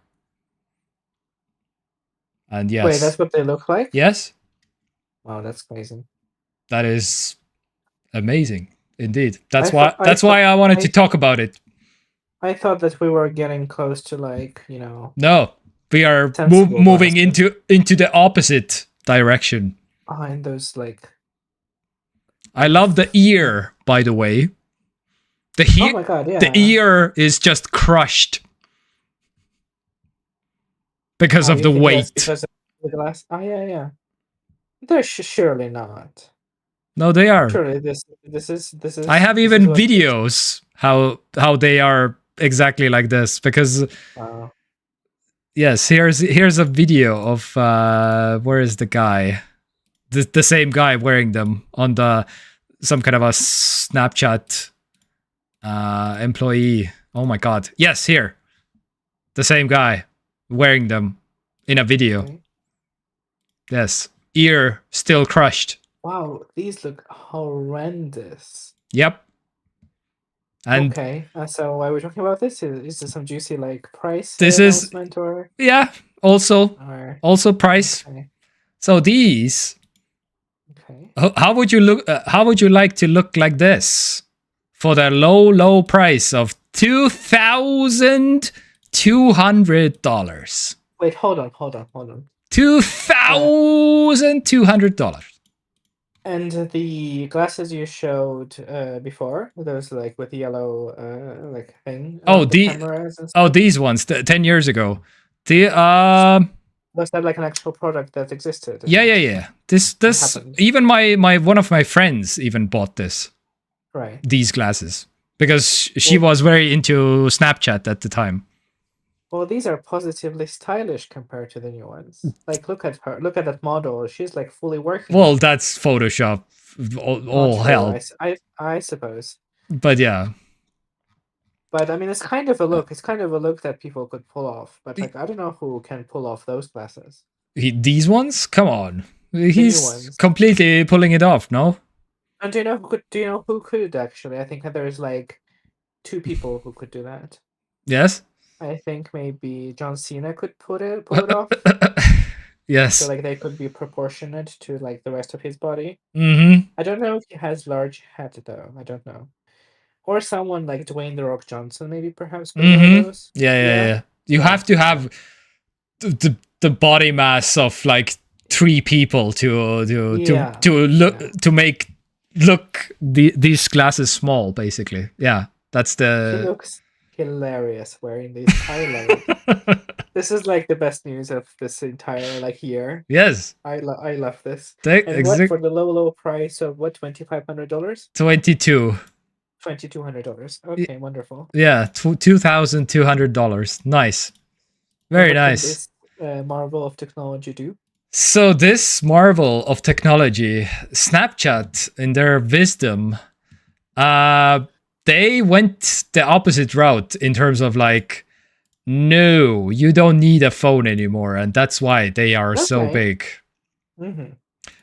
Which, sure, okay, but you do understand people are not gonna wear those if they're that big. Jesus. And, I assume heavy, right? If yes, like all weird and it has 2 Snapdragon chips in it, 2 of them. So that means 2 chips are needing battery life. One of them is just computing basically the camera information, and one of them is running the OS at the same time. So yeah, you need lots of battery basically. I don't even know. They didn't even say exactly which Snapdragon chips are inside of it. And they're not giving even the glasses to try on like YouTubers and influencers basically, because they are like fully aware, I feel like, that yeah, this gonna not get positive reviews basically. Okay. I sent you a link, and there is like there's like an attempt at sort of selling these in a kind of like a look on a model. Yeah. It's a photoshopped, potentially. Oh, it's 100% Photoshop. Yeah. You can see that she's really trying to sell like fantasy, right? Of course. And you know what she's giving in this picture, I feel like. Yes. Which is honestly not a criticism. I feel like it's a valid look. She's giving like a person working in like a chemistry lab, and wearing these kind of like protective goggles. Yeah. These like usually like transparent plastic. You can weld in these glasses also probably. Right. Yeah, or welding glasses. Yeah. Kind of like that. Yeah. Yeah. Which is not a look. No, you can watch a 3D movie in an IMAX theater probably with a little bit 3D movie. Yeah. 3D glasses. Yeah. Okay, well they tried at least. Yeah, what is this Lotus Film? Oh, Lotus Film found something. Wait, what? What is this? Something. Glasses. That you can just go to any like no wait. 4 years ago. 4 years ago. They're pretty good. That's a long time. There is no way. It's been over a decade. I don't need to be exposed to 4 years ago that we've been doing this for 4 years now, or longer. Oh yeah. 2022. Was that in relation to? This is we are talking about glasses, yes. But wait, I need to listen. Do we have smart glasses? That you can just go to any like optic store and be like, I want this frame with this prescription. I want smart boom, and it's like we're nowhere near that. In 5 years, they're pretty good. In 5 years, they're pretty good. The glasses, you say? Who said that? I said that. Yeah. Wow, I was so naive and optimistic back then. I mean, and this is before the advent. Was it? Did we have AIs in the zeitgeist of popular culture 4 years ago? Not right. We didn't have. Did we? 4 years ago, there will be no smart glasses. But no, he told in 5 years it's not possible to have smart glasses. Oh, wait, what? In 5 years, they're pretty good. Okay. Oh, in the sense that like maybe the tech will not be or something. I need more context, I think. Wait, I need to rewind a little bit. Even humans have labor yes protection, but we are already demanding them for cars. Yes. Well, in my defense, I feel like if we're talking about these smart glasses, I feel like my point still stands because you shouldn't have these smart glasses because they're ugly. No, well, yeah, those particular, but no, you're saying basically that in 5 years they will be pretty good, as far as I can tell. Oh, okay. Since the concept for smart glasses, I guess I was talking in relation to some other thing that exists. Yeah, I need more context. I think we need another product from 4 years ago. Holy fuck! People keep calling me. I'm technically still working. Nice. You're getting paid for the hanging out with us. So he's telling you in 5 years it's not possible to have. Do we have smart glasses? Like good smart glasses? And just go to any like optic store and be like, I want this. A frame with this. Well, again, they cost $2,200 and they're ugly. So it's like we're nowhere near that. That is. There's gonna. Yeah, I mean, it's like a concept product, right? That they're gonna sell. Oh, this is gonna flop anyway. So this is not a serious like I'm not taking this even seriously because again, I'm mostly showing this because it's funny, haha. Because like it is funny. It's funny, and my god, the audacity of my god presenting this and selling this. That's cool. Even if you're okay with the look, 2,200. This is more than a premium smartphone. For crappy cameras. What are you doing with them? Like, my god. Anything else, really? Again, I don't know. All right, let's move on to some. Oh yeah, by the way, in case you didn't know, lots of film, or anybody else, then you can get run over by a Tesla in Estonia now. Yay! Finally. Yeah, and the people don't have anything to do with it. Maybe. Well, maybe they do, but yeah, Estonia. This was a month ago, basically over a month ago. This was the May 29th, and yeah, Estonia is weirdly the third country. So the Netherlands was first in like I want to say March, then Lithuania. Oh no, April was no. This was April, and this was May. And this was also May. Okay, so yeah. And then Denmark followed last month, and Belgium last month also. So these are only 5 countries full self-driving, blah, blah, blah. But yeah, and these are most likely next, and these will maybe never get it or something. EU-wide expected October 2026, so maybe. Who knows? But yeah, this was also the thing. There's many videos now in Estonia where people are filming themselves driving with, well, supervised full self-driving. But yeah, anyway, so this was also happening. And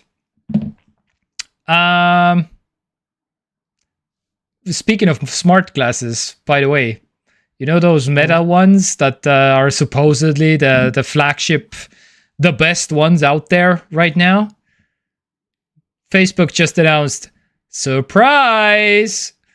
You need now a subscription for those that we didn't tell you before. So you need to pay $20 per month. What? Yes. $20 for a premium subscription to use more of the thing that you already were using for free. Get the fuck out of the building. Oh my god, this is... Oh! Jesus. It is... This is just... This is just... the icing on the cake for those people, I feel like, that, oh yeah, you bought one of those $600 glasses from Facebook. here's a $20 per month subscription that you now have to subscribe to if you want to use conversation focus, a feature that amplifies the voices of people you're talking to per month. Without the subscriptions, owners are restricted to just 3 hours of the feature a month. 3 hours. That is nothing. So, and this is from Facebook, who is like actively stealing your data every single second already and selling your data to all the advertising companies. And it's still not enough. So they need to add a subscription. My God. Do you think that the $2,200 glasses will come up with a subscription? Oh, yeah, they have to now. Yeah. Facebook has it. Now they have to, of course. Yeah. Please, I would love to meet the person who bought these glasses, who is paying actively also a subscription. And yeah, what are you doing with your glasses? Absolutely appalling.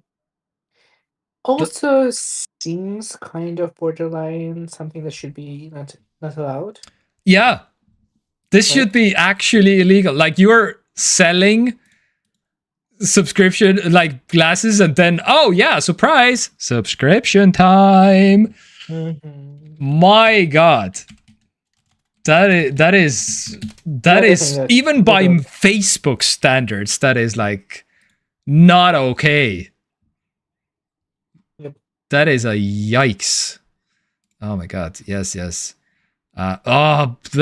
What is going on? Meta glasses. Blah blah. Shop. Oh my God. What is this? EU wide in October.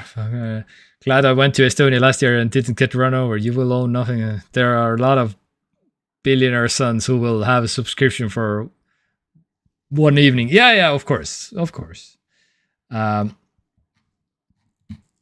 they telling you that you need a subscription thing here at least now? That's what I want to know. Remember when my goodness, that's such a throwback, feels like. Remember when those stupid ass like mini companion AI computers came out that you could like wear on your clothes and whatnot?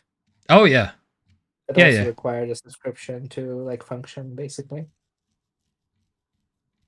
That was an interesting time. That was a time.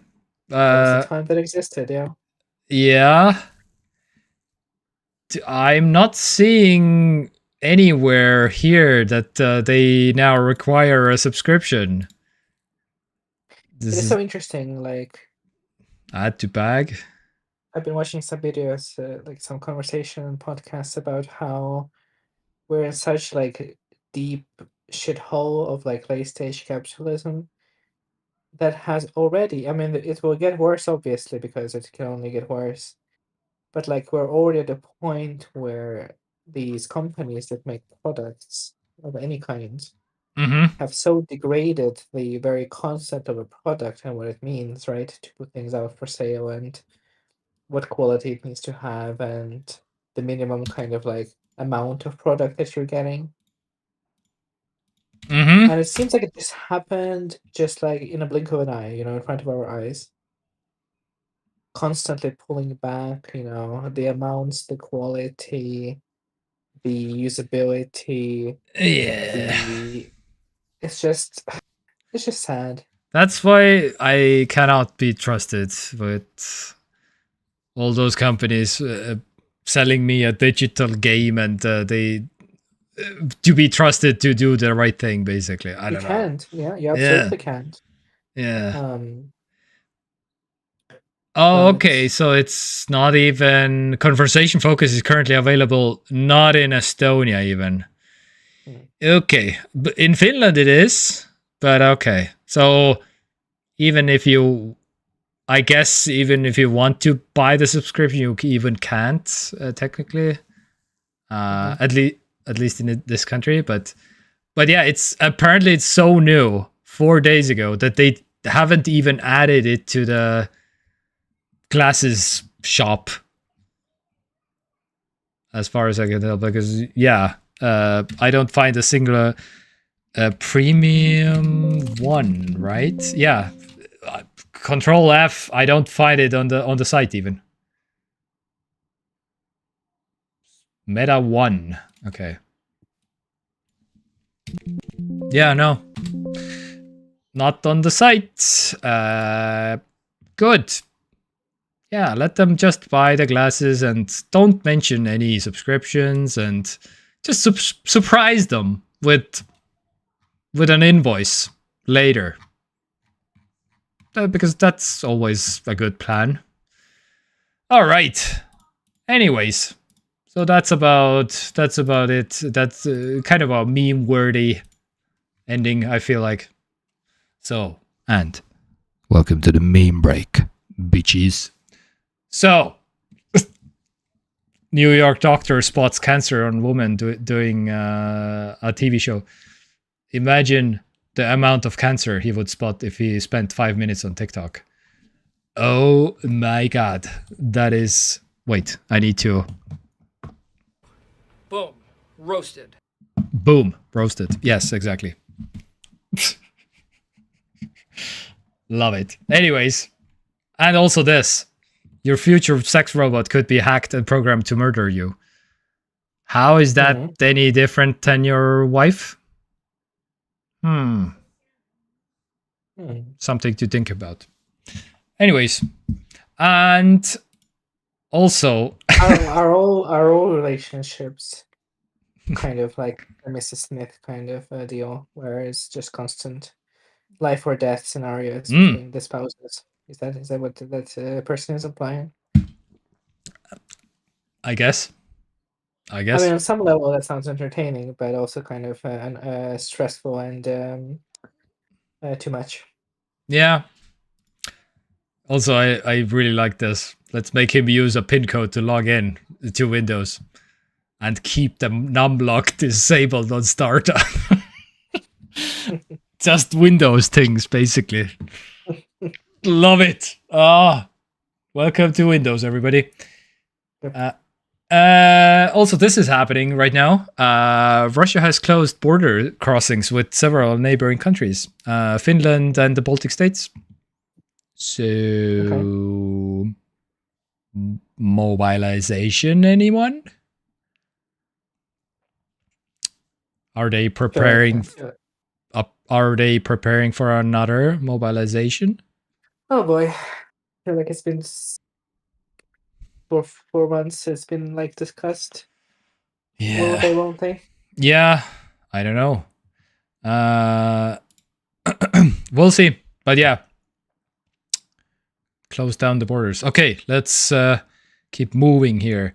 So, July. What is going on in music? Deep Purple is releasing a music. Okay. They are also like 140 years old, right? Yeah, 1968. Yeah, we'll see. And Madonna is releasing some music. That's right, yeah, new album. Confessions 2. July 3rd. So 3 days ago. That's pretty good. I haven't heard it, but yeah. Yeah, apparently. Adam Lambert is releasing some music. Oh, what? Yeah. Okay. The album's name is Adam. Wait. Yeah. So how many albums has he had? I don't know. From my side, I have been listening to LaRue actually a little bit because she has been. Her album is also coming out on my birthday. Fun fact. On the November 6th, 2026. So a long time coming.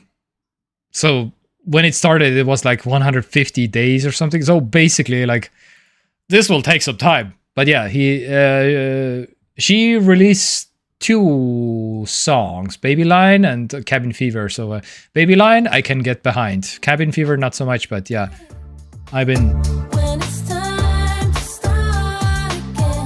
very good.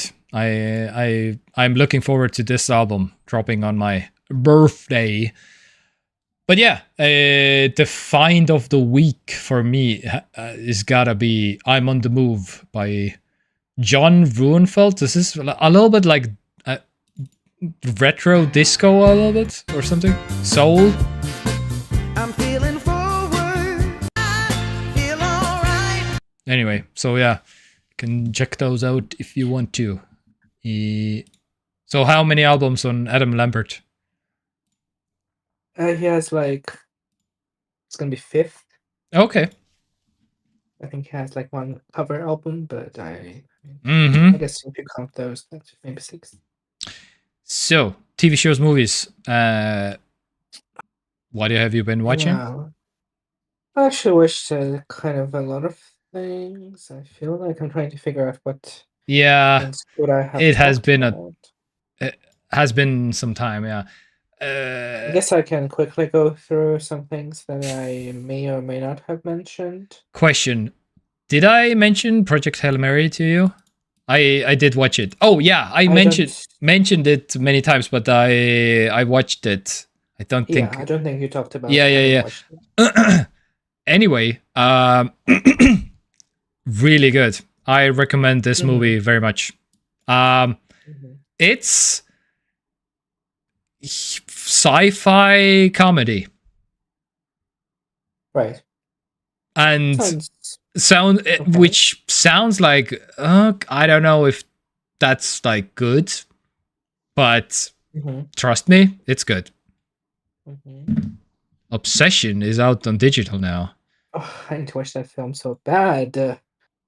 Obsession, like the hottest horror film of the year. Yeah. What is Obsession? I need to know now. Super highly rated horror film. Oh. Confirmed sweep at Oscars, Best Picture confirmed. I don't know, I haven't seen it, but okay.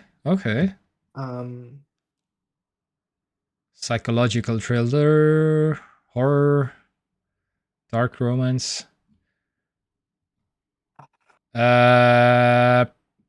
Okay. You both know it's good. Nastya and you.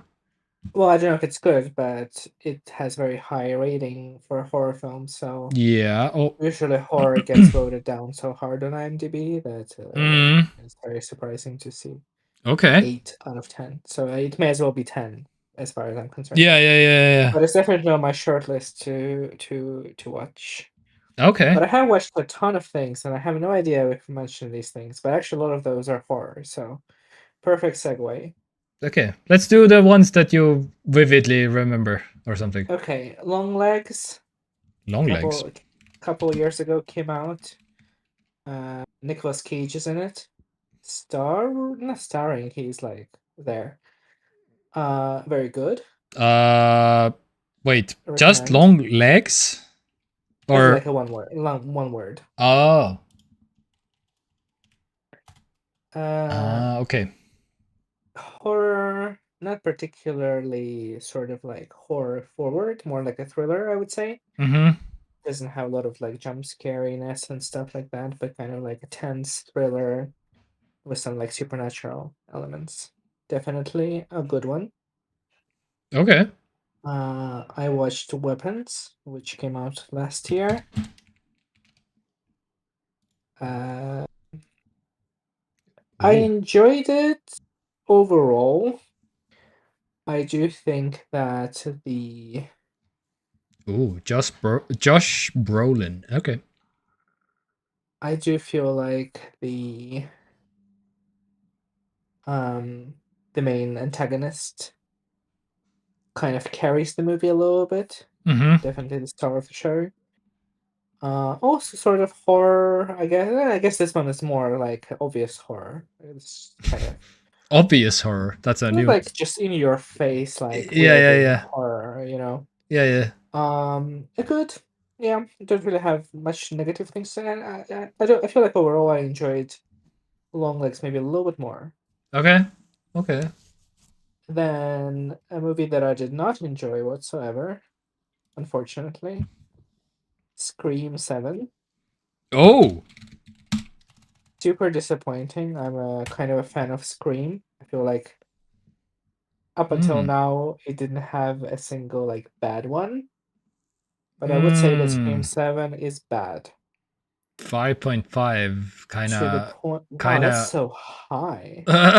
okay, that's I high.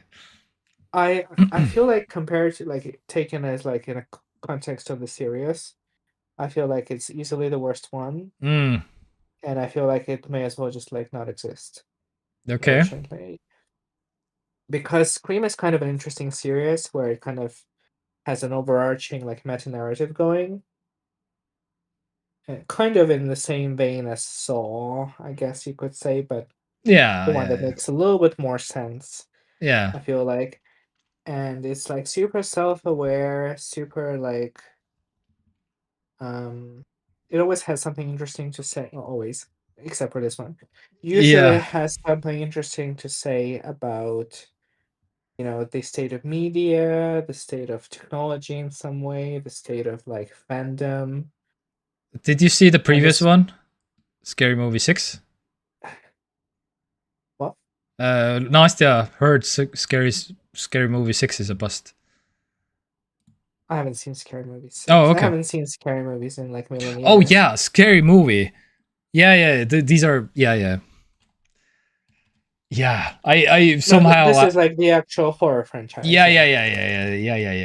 I completely like because they are a little bit in my mind they are both the same, but It's not. funny because there hasn't been a mention of Scream since like Scary Movie 1, but in many people's understanding, Scary Movie and Scream are like inextricably linked. It's a very interesting phenomenon. Um, Also in my mind. but yeah, for as much as Scream 5 and 6 were brilliant, I think they were just like super good. And they had like this huge gap between 4 and 5, so they had a lot of material to work with. Yeah. Scary movie. Scream 7 just, yeah, I feel like it did not need to exist whatsoever. It didn't add anything to the story. It was just kind of whatever. Yeah. Very Okay. disappointing. Mm-hmm.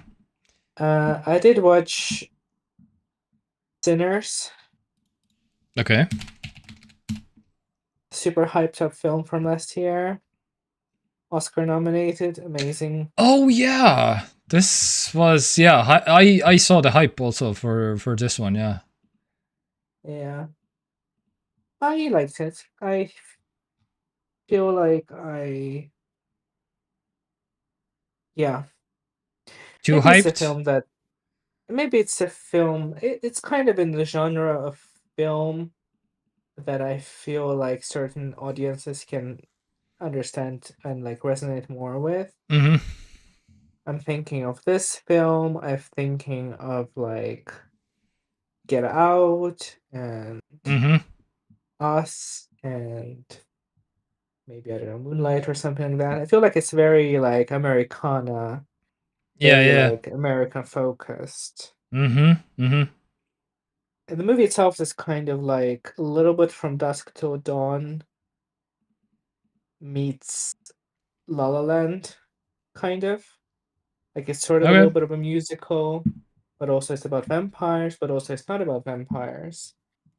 It's about like colonization and oppression and cultural appropriation and just blending cultures into this one amorphous thing, which maybe kind of is more Yeah. like topical for American viewers, you know? Yeah. All right. I thought it was okay. Michael B. Jordan is in it. It has music. It has this sort of like it has the Mm-hmm. vibe. Like the vibe is good. But I felt like it was maybe a little bit like, you know, people went a little bit too crazy for it. Personally, I would say. Yeah. Okay. And final film that I watched, which I would say actually is similar in the sense that people went a little bit too crazy for it, is from this year called Backrooms.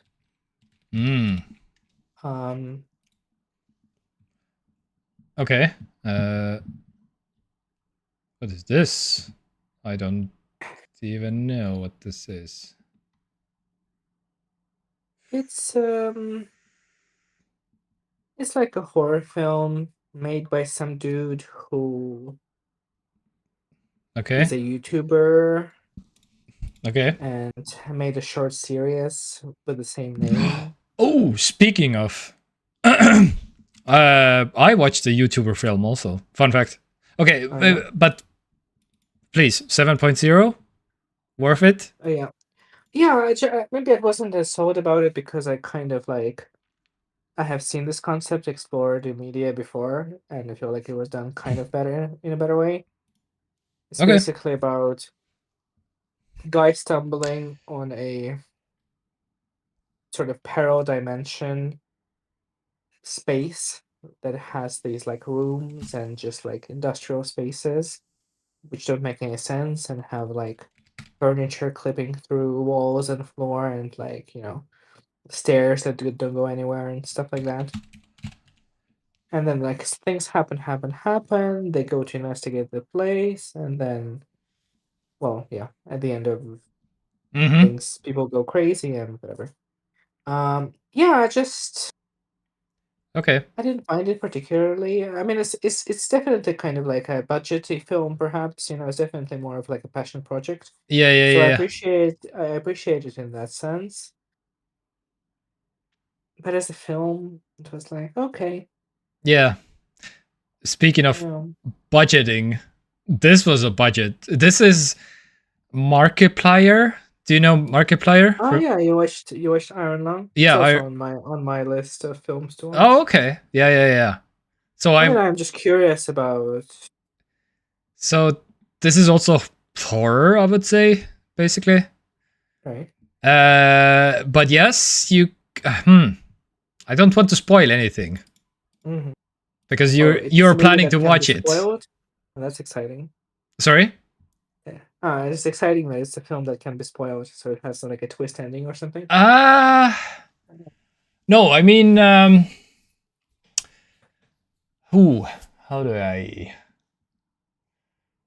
Troy Baker is in it. Come on, Troy Baker. Apparently, yeah. Like in The Flash. You can in terms of like spoiling, I don't want to spoil in terms of like maybe like it you can see that it's a lower budget. Mm-hmm. The whole movie takes place in one location. Right. Well, that's brilliant, Yeah. So one has $10 budget. Yeah. Brilliant film. Yeah. I mean, because but I'm not gonna say too much. But I saw this. It wasn't for me. I would say because I'm not necessarily a fan of like horror necessarily. But again, I kind of wanted YouTuber and I want to see how they can act and stuff basically. And I watched it till the end. Yeah, so it was a movie. It wasn't for me. Oh my god, that would be such a brilliant quote for a sizzle reel. Yeah. It was a movie, period. Yeah. Watched till the end, period. Yeah. Yes. And it happened. It happened. Yes. I would like to watch it, yeah. I feel like, I mean, I didn't used to be a horror fan, but I feel like nowadays I have kind of 180'd on it, and I feel like it's one of the few genres that has anything going for anything in cinema right now. So many interesting things are happening, so many interesting new names emerging. And yeah, I mean, even if I didn't feel like Backrooms was like all of that, but it still was cool. And I mean, this random YouTuber guy has made a feature film that did super well in not only was it like, whatever, a cult favorite or whatever, it did super well commercially, so I'm sure we'll be hearing about him. Yeah. As well. Not sure about Iron Lung, or like did it sell tickets? Did people like it? Yeah. Yeah, so interesting to see YouTubers leaking into the more traditional. Yeah. I guess they have media. to. Otherwise, they like. Come Well, on. I mean, have you seen the algorithm? Like, it doesn't promote any films, so they Yes, have to start like exactly. making feature-length films for actual cinemas. To, Yeah, like, get by. yeah, exactly. Only the Mr. Beasts are getting the views or something. Oh my god, I would love to watch a Mr. Beast made film. That would be so bad. Yeah. I kind of want to watch. Linus did a Mr. Beast video recently, like a few weeks ago or something. I haven't watched it. What does that mean? That means Mr. Beast gathered YouTubers, a lot of YouTubers, and they did a video or something. Okay. Together with MKBHD, Linus, yeah, a lot of like tech YouTubers, I guess. Casey Neistat, something. I'm like 5% curious, but I don't want to have Mr. Beast videos yes, in my feed. Exactly. So... I'm exactly the same. So I don't want to be bombarded with Mr. Beast videos from after I watched this one video where all those guys are in, and because I know like, this is gonna happen.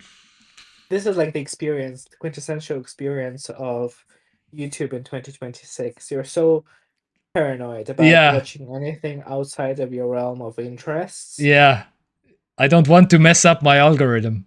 Exactly, in constant fear that it will just mess everything up. Yeah. That's exciting. I love that. All right. How about some gaming this week? So, the Steam summer sale is technically going on, and there's a lot of deals to be had. Not necessarily for free, but there are some deals. The one that I wanted to... Oh my god, it's gone. Okay. There was a roller coaster tycoon... Not roller coaster. Some kind of a tycoon game that was for free also for Lotus Film maybe. But... but I'm playing with the idea... Oh, wasn't it this Down in Bermuda was also for free on the Epic Game Store? Anyways, Titanfall 2 is also very cheap right now, which I'm planning maybe to buy because, again, one of the greatest single player 6 hours experiences of all time, something. A lot of people are like, here are the top 20 games of all time that you need to play in your life or something, and Titanfall 2 is usually in there. What an interesting, like, massive impact that game had. Because it's a very common conversation that I'm hearing. And every single person is like, oh my god, why only 6 hours? Right. Why? But for something like this to have such a massive cultural impact is very interesting. Yeah, it is.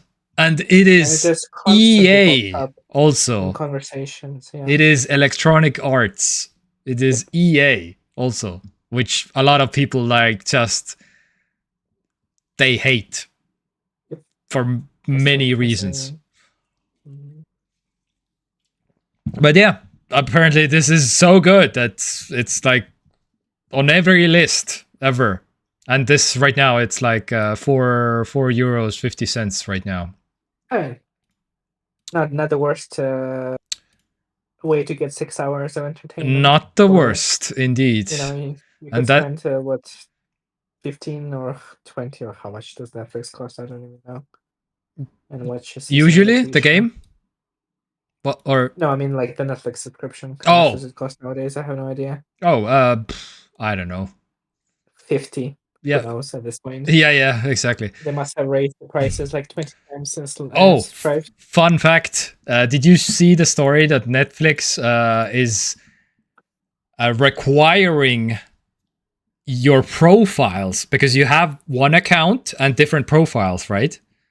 On Netflix. Those profiles now need to be combined with an email. Those need to be separate accounts. Ew. Yes, because they want to for like the kids stuff. Yes, exactly. Yeah. If you have a kid's profile, that needs to have its separate email now. That is the newest Netflix shenanigans. So basically, everyone is like, okay, so you're gonna send marketing emails now to all of the users. To everyone, yeah, exactly. Yeah. So even the kids' accounts or something. Yeah. Email profile. New email requirement. How to get around it? Is there like a picture? Yeah. So you now need to have complete your profile, personal email address, email. Oh, it's out of frame. Yeah, here. This. Love it. You now need to have all the email addresses, so they can like create your own profile and send you marketing emails. And yeah, and it will be easier also to like, oh, so you say you're a family. How about this is completely in somewhere else. How about you are actually getting your own Netflix subscription because you are not. I love it that in fact. The left screenshot makes it seem like it's like a cool new feature that Netflix is adding that people have been asking for. And they're very excited to introduce. Yes, it's like a kind of like voluntary, like optional feature that is gonna make everything much better. And except that it's not. Yep. So if you have a Netflix profile on your account and you're sharing your account with your, like, I don't know, 70, 80-year-old mother, like grandparents or whatever, then good luck, like, getting those phone calls. I don't know, it logged out. Can you log it back in? Because previously you just like, you just log in with your own account because you can, and now you have to manage all those separate profiles. Like if you have 5 profiles, now you need to manage 5 accounts now. Nice. Speaking of companies degrading their services and products to like absurd extents. Very nice. Yes. So this is that I got off Netflix. And oh just, yeah, streaming. My God. Streaming is not really something I like even like consider anymore. They can all get fucked as far as I'm concerned. Yeah. Except for like small subscription services and Patreons that I sometimes subscribe to. Yeah. And good luck explaining like to your whoever, your mom or dad or whatever, that I got this email from this Netflix and it said I needed to add like a new email or something, and they signed up for it, and now you need to figure out what the password was that they created or something. I don't know. Whatever. My God. Anyhow, so what have you been playing, good sir? Oh, so I forgot to mention Back to Watching very quickly. Super good show. I'm assuming Nastya maybe will be familiar with it. Yes. Taskmaster, the UK version, the OG. Brilliant. Taskmaster? Yeah. Competition, loosely, I guess it can be described as a competition show. You have 5 comedians, competing, I guess, in a series of different weird, ridiculous challenges that the hosts come up with. And they can be like, not like something stupid, like you have a full bathtub of water, right? And then the task is like, empty the bathtub as fast as possible. You cannot like tip it over or anything like that. And just like whoever comes up with the most interesting like creative solution to that, or like ask the Swedish person about like specific information that's on the sheet of paper, except that the Swedish person only speaks in Swedish, so you have to figure out the information, kind of like deduce it or something. I don't know, find a way to work around it. So it's Okay. kind of like that. It's very like low mental energy, like kind of very easy watch, short seasons, and yeah, it's just Okay. brilliant. Very nice. Brilliant. Okay. How about gaming? What have you been playing? I have been playing like a little bit of this, a little bit of that. I'm kind of in such a weird headspace with gaming Okay. because like so many news are coming out. None of them are good. Everything is a mess. I don't know. It's kind of like I don't even know what to even like mention today on stream. Okay. I can I mention haven't something. finished anything. Okay. Yes. Let's If do you that. if There you go. if you don't have anything. I don't think so. I have anything that is worth shouting So out.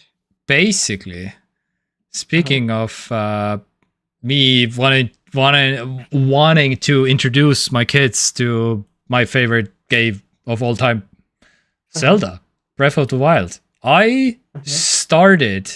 Well, okay.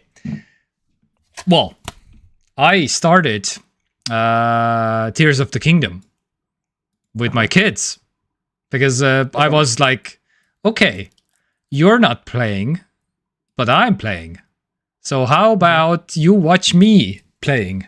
And I was pretty successful in terms of like my 4-year-old Luna, and she was like very into it. Like, oh my god, there's this bad guy, and the princess is gone, and the princess is now disappeared in another time, and you have to find the princess, and you have to glide down into the woods, and you have to climb, and she is into it very much. The 2-year-old was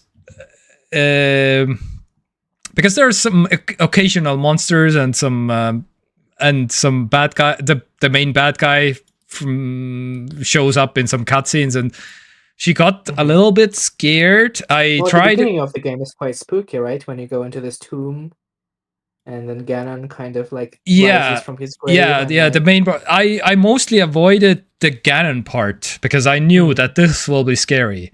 I avoided that one, but there is the Blood Moon thing where the Blood Moon rises and then the monsters appear, and that was a little bit. Also, I was like, maybe that's not that scary, but that was a little bit scary for her. But it was a very quick, like, I don't know, 5-10 seconds or something.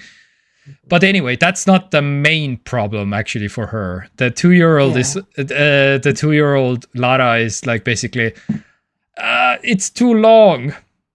Anytime I want to mention like, oh, let's try Zelda Tears of the Kingdom again, and Luna is like, oh my god, yes. But the 2-year-old is like,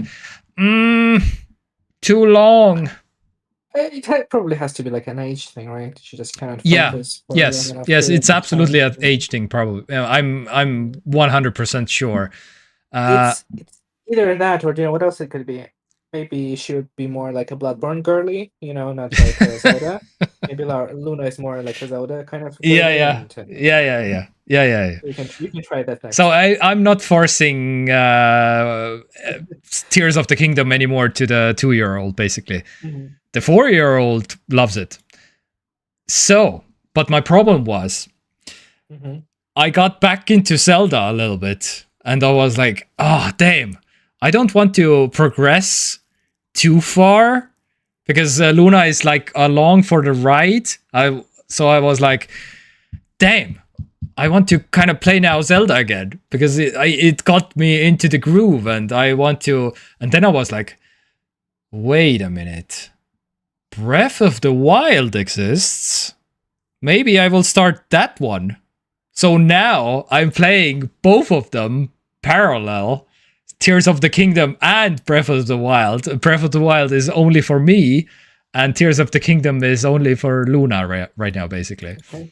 So, so this is what is going on right now, basically. And I kind of wanted to see also, Breath of the Wild is now a 10-year-old game or something. How old is Breath of the Wild? Almost.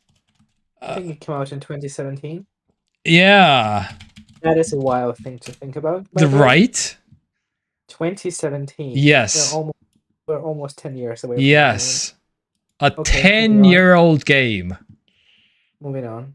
Yeah. So basically, and I wanted to see, like, yes, Tears of the Kingdom, the newer one, is so freshly in my mind, but I wanted to see, like, because there's so many people on the internet and on YouTube that they swear Breath of the Wild is a way better game than Tears of the Kingdom. Mm-hmm. They swear. And I have been always that, no, Tears of the Kingdom is the better one. So I'm now, like, trying to, like, was it that good? Was it not that good? And again, to me, so far, Breath of the Wild doesn't have the quality of life things in the game. You cannot move quickly between menus, and, like, because you can use shoulder buttons in the menus, and there's way less content in the fields that you can interact with. You have to run way further to even see something, basically. And Tears of the Kingdom is more filled and more interactive, and even the visuals are better. But anyway, that's my opinion. But yeah, I will keep playing both of them as of right now. So this is my current situation. Yes, Nastya, seen the Ocarina of Time trailer? Yes, I have, and that could be my next game also. Ocarina of Time, Zelda is coming out of also at some point. When is it coming out? Anybody know? Year. This year something? Yeah. Is there like a launch date? No.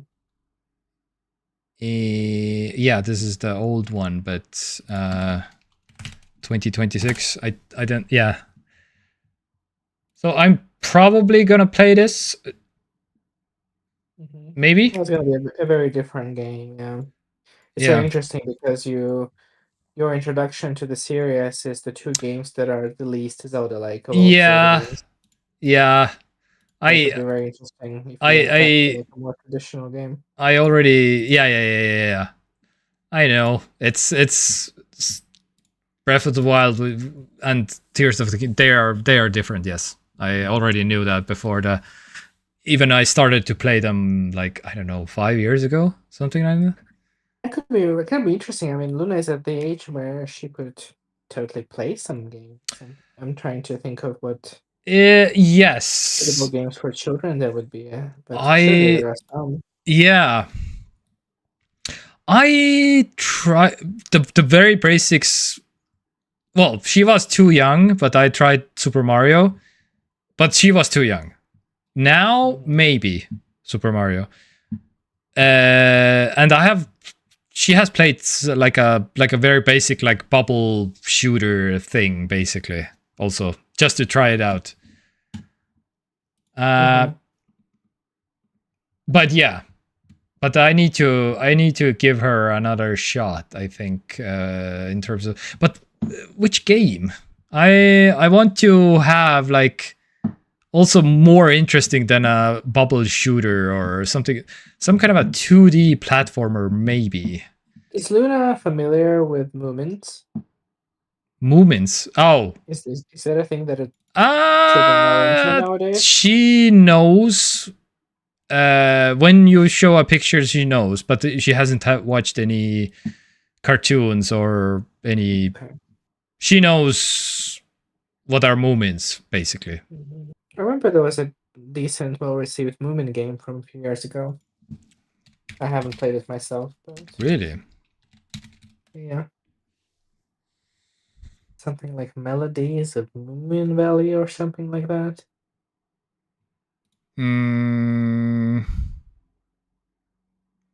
This one? Melody of Moomin Valley. Yeah, that sounds correct. Okay. Oh. I mean, it must be fun for her because it's like, a cartoon that you can play, basically. That's super exciting. Yeah, okay. And I guess Breath of the Wild, like Zelda, is very in that vein as well. It has Yeah, this that's sort of, why like, I felt cartoony- comfortable, because again, I like Zelda, and I had no problem like, oh yes, let's play Zelda because I like it, and we can spend hours, me and her. And oh, it's so funny that how into she is. Like, she is like even telling Melissa like, and there was this bad guy, and Zelda disappeared, and she was in a light ball, and so the arm is now sick, but the arm has now superpowers, and yeah, and Melissa is like, yes, okay, yes, oh, okay, yes, okay. Basically, Melissa has no idea what the hell is going on, but I find it so funny how into she got, basically. Anyway, yeah, so from my gaming side, that's been going on. Nothing too major, but Moomin, I will, yeah. I have no idea, but I remember this could be a thing. Pretty well received. This is also on Steam, apparently, yeah. Thinking like Astrobot is like a easy platformer, something cute. What else could be? Yeah. It has to be 100% cute, basically. That's one of the requirements also. I feel like the look would be important, for her to kind of have this association that like, oh my god, this is like a cartoon, but you can also like interact with it and but I'm also seeing that there's some text things coming up also. Right. Yeah, so maybe more. And I am already translating at the speed of like a speed translator in every Zelda interaction with another character also at the same.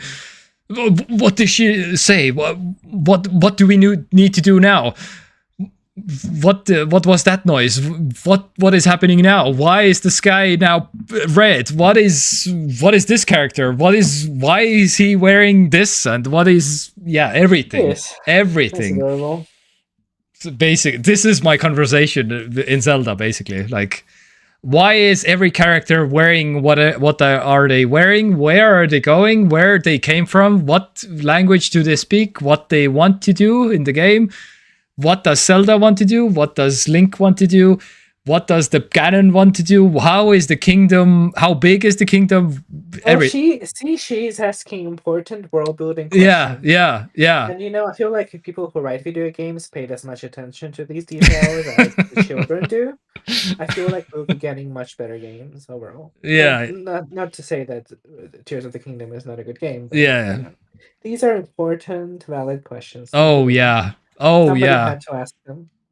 Imagine trying to. Okay, so the hand got sick with darkness, but the hand also gained superpowers from this ancient being that gave you superpower arms that you now have superpowers. And imagine laying all this on a 4-year-old, basically. What is going on? She seems to be following. And she is following along, basically, that I need to save the kingdom. I need to find Zelda. I need to defeat the bad guy who infected my arm. And what happens to the arm after I defeat the bad guy who infected my arm with darkness? And anyway. And who are the sky creatures that live in the sky, and who are the other creatures? And anyways, okay. Lately, I haven't played any games much. Yeah. Show her Transport Tycoon Deluxe and Life Next 10 to 15 years are much cheaper. Yes, exactly. Can you imagine? Yeah. She's when I got super into Soviet Republic Simulator. Yeah. She's making the world record in a roller coaster tycoon, ride attractions with. Yeah, Euro Truck Simulator. Yeah, exactly. That would be hilarious. This is the best game ever. Yes. All right. What else? Oh yeah, basically I promised what have I been doing with my life for the past month. More than a month, technically. So, okay. Here it is. Lotus Film knows, actually. So I bought this. Okay. So I bought this. And this has been a hell of a time sink, basically. So, this is a mini house that I want to put in my garden. This first picture, fun fact, is the house is real. Everything around the house is AI generated. Fun fact. But since I know the guy, I have I know, maybe I don't remember. Well, could be. So I'm catching you up again. So anyway,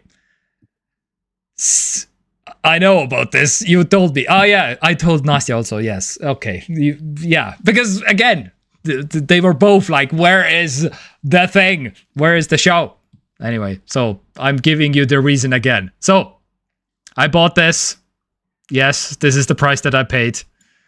Technically, we both did, me and the missus. And yes, it's fully done and furnished and this. So, but that means if... Oh no, I don't have the pictures. Wait. In order for this to fit in my yard, I needed to do some work. Because... Oh, okay. Yeah, okay. Can I copy just... Oh no, this is probably a bad idea. I won't do this. Wait, I need to do image... Create new, browse, wait, I didn't prepare this, I'm sorry. Desktop. Yeah, okay. Oh, damn it. Too big. Smaller picture, please. So this is my current, well, this was my current thing. So this is a gym container for the missus, for her to do the fitness thing. It's a gym. On the left. On the right, there's a shed. So this shed needed to be immediately removed after I bought the house, basically. So, wait, how do I... Oh, yes, here. Yeah. So we immediately tried to remove the thing. Oh, I will do this. I will do... Oh, yeah. Yes.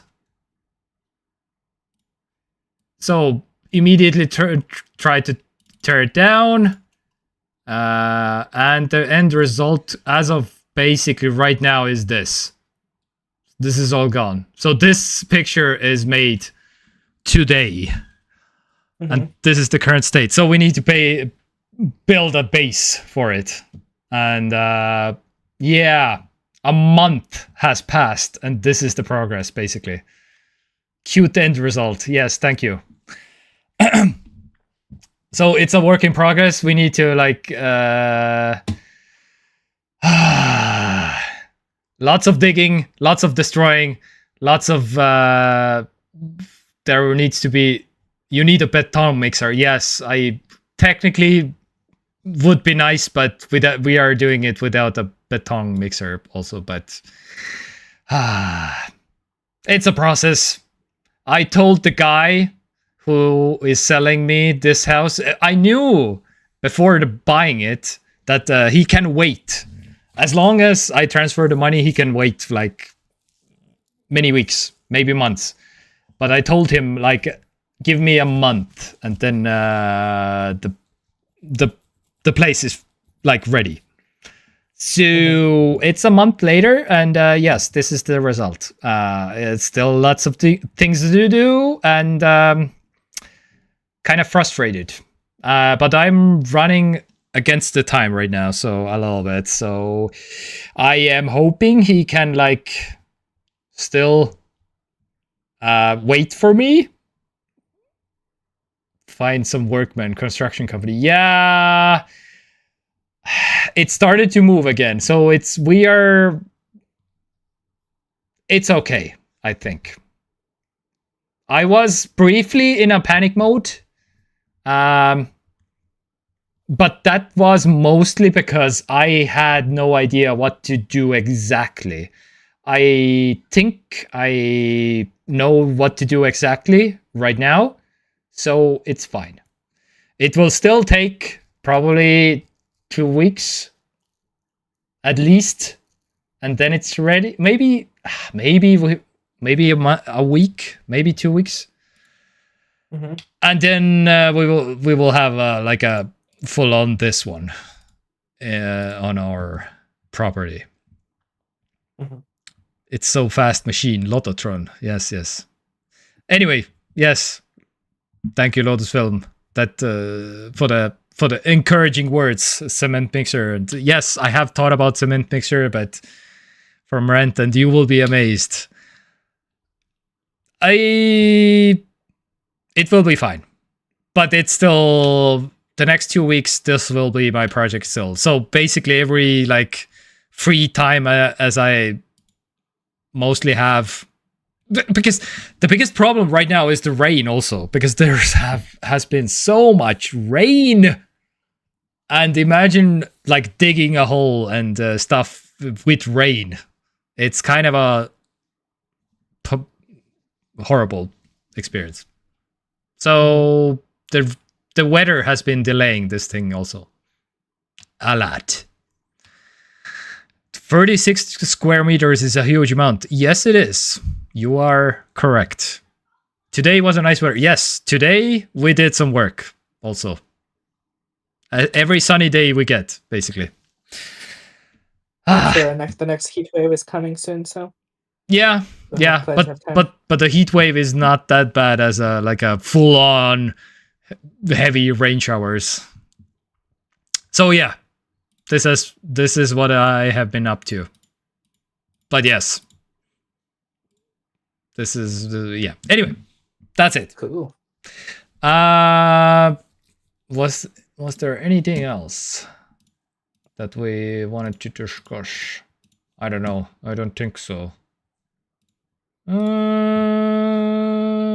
We are technically still on Apple Podcast and Spotify. If you want to catch up on our things, specs. What is this? Yeah. All right. He mentioned his Ukrainian with the casual work people stuff. We refer to Kazakhstan, Uzbeks law. Yeah, well, he's my guy. Yeah. My Ukrainian. Yes. He's a good guy. Mm-hmm. Respo. I don't know what.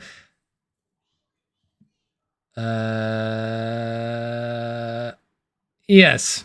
Anyway, I think that's about it. The kids are screaming to go to bed also, and yeah, the stream has been for 2 hours and 38 minutes. My God. Oh, yeah. It's time to wrap up. But it was fun to finally catch up again. Exactly, yeah. What is going on? Transporting our asbestos. I don't know about that. But yeah. Nastya, Lotusfilm, will you be here next week? It was a long break also. Yeah.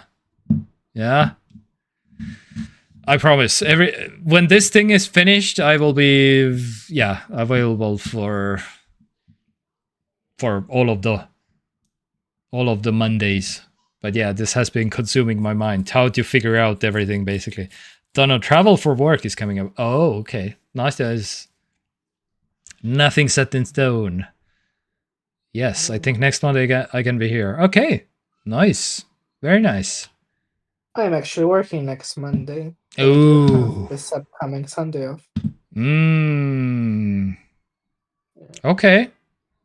Maybe Sunday then. This is something that will be I will be having long week, short week. So Okay. Sometimes I'll be working Mondays, and sometimes I'll have days off on Sundays. Okay. But that could happen, yeah. Talk about something more recent. Yeah. Next week probably. Inspired. Travel for work is coming up. Where are you traveling and where are you working, Nastya? What is going on? Okay. I am pretty much summoned, needed at the fist fight next door. Around the UK, nothing far. Okay. So we should make TekTok talk with yeah. I should big gathering people. Yeah. Live from the construction site. Yeah, exactly. All right. Soft pillows to Nastya, and see you again Sunday probably. Yep. Oh, and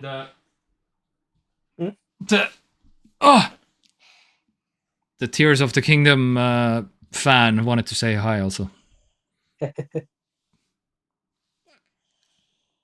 Yes. All right. Thank you for tuning in. Love you very much. Bye. Bye.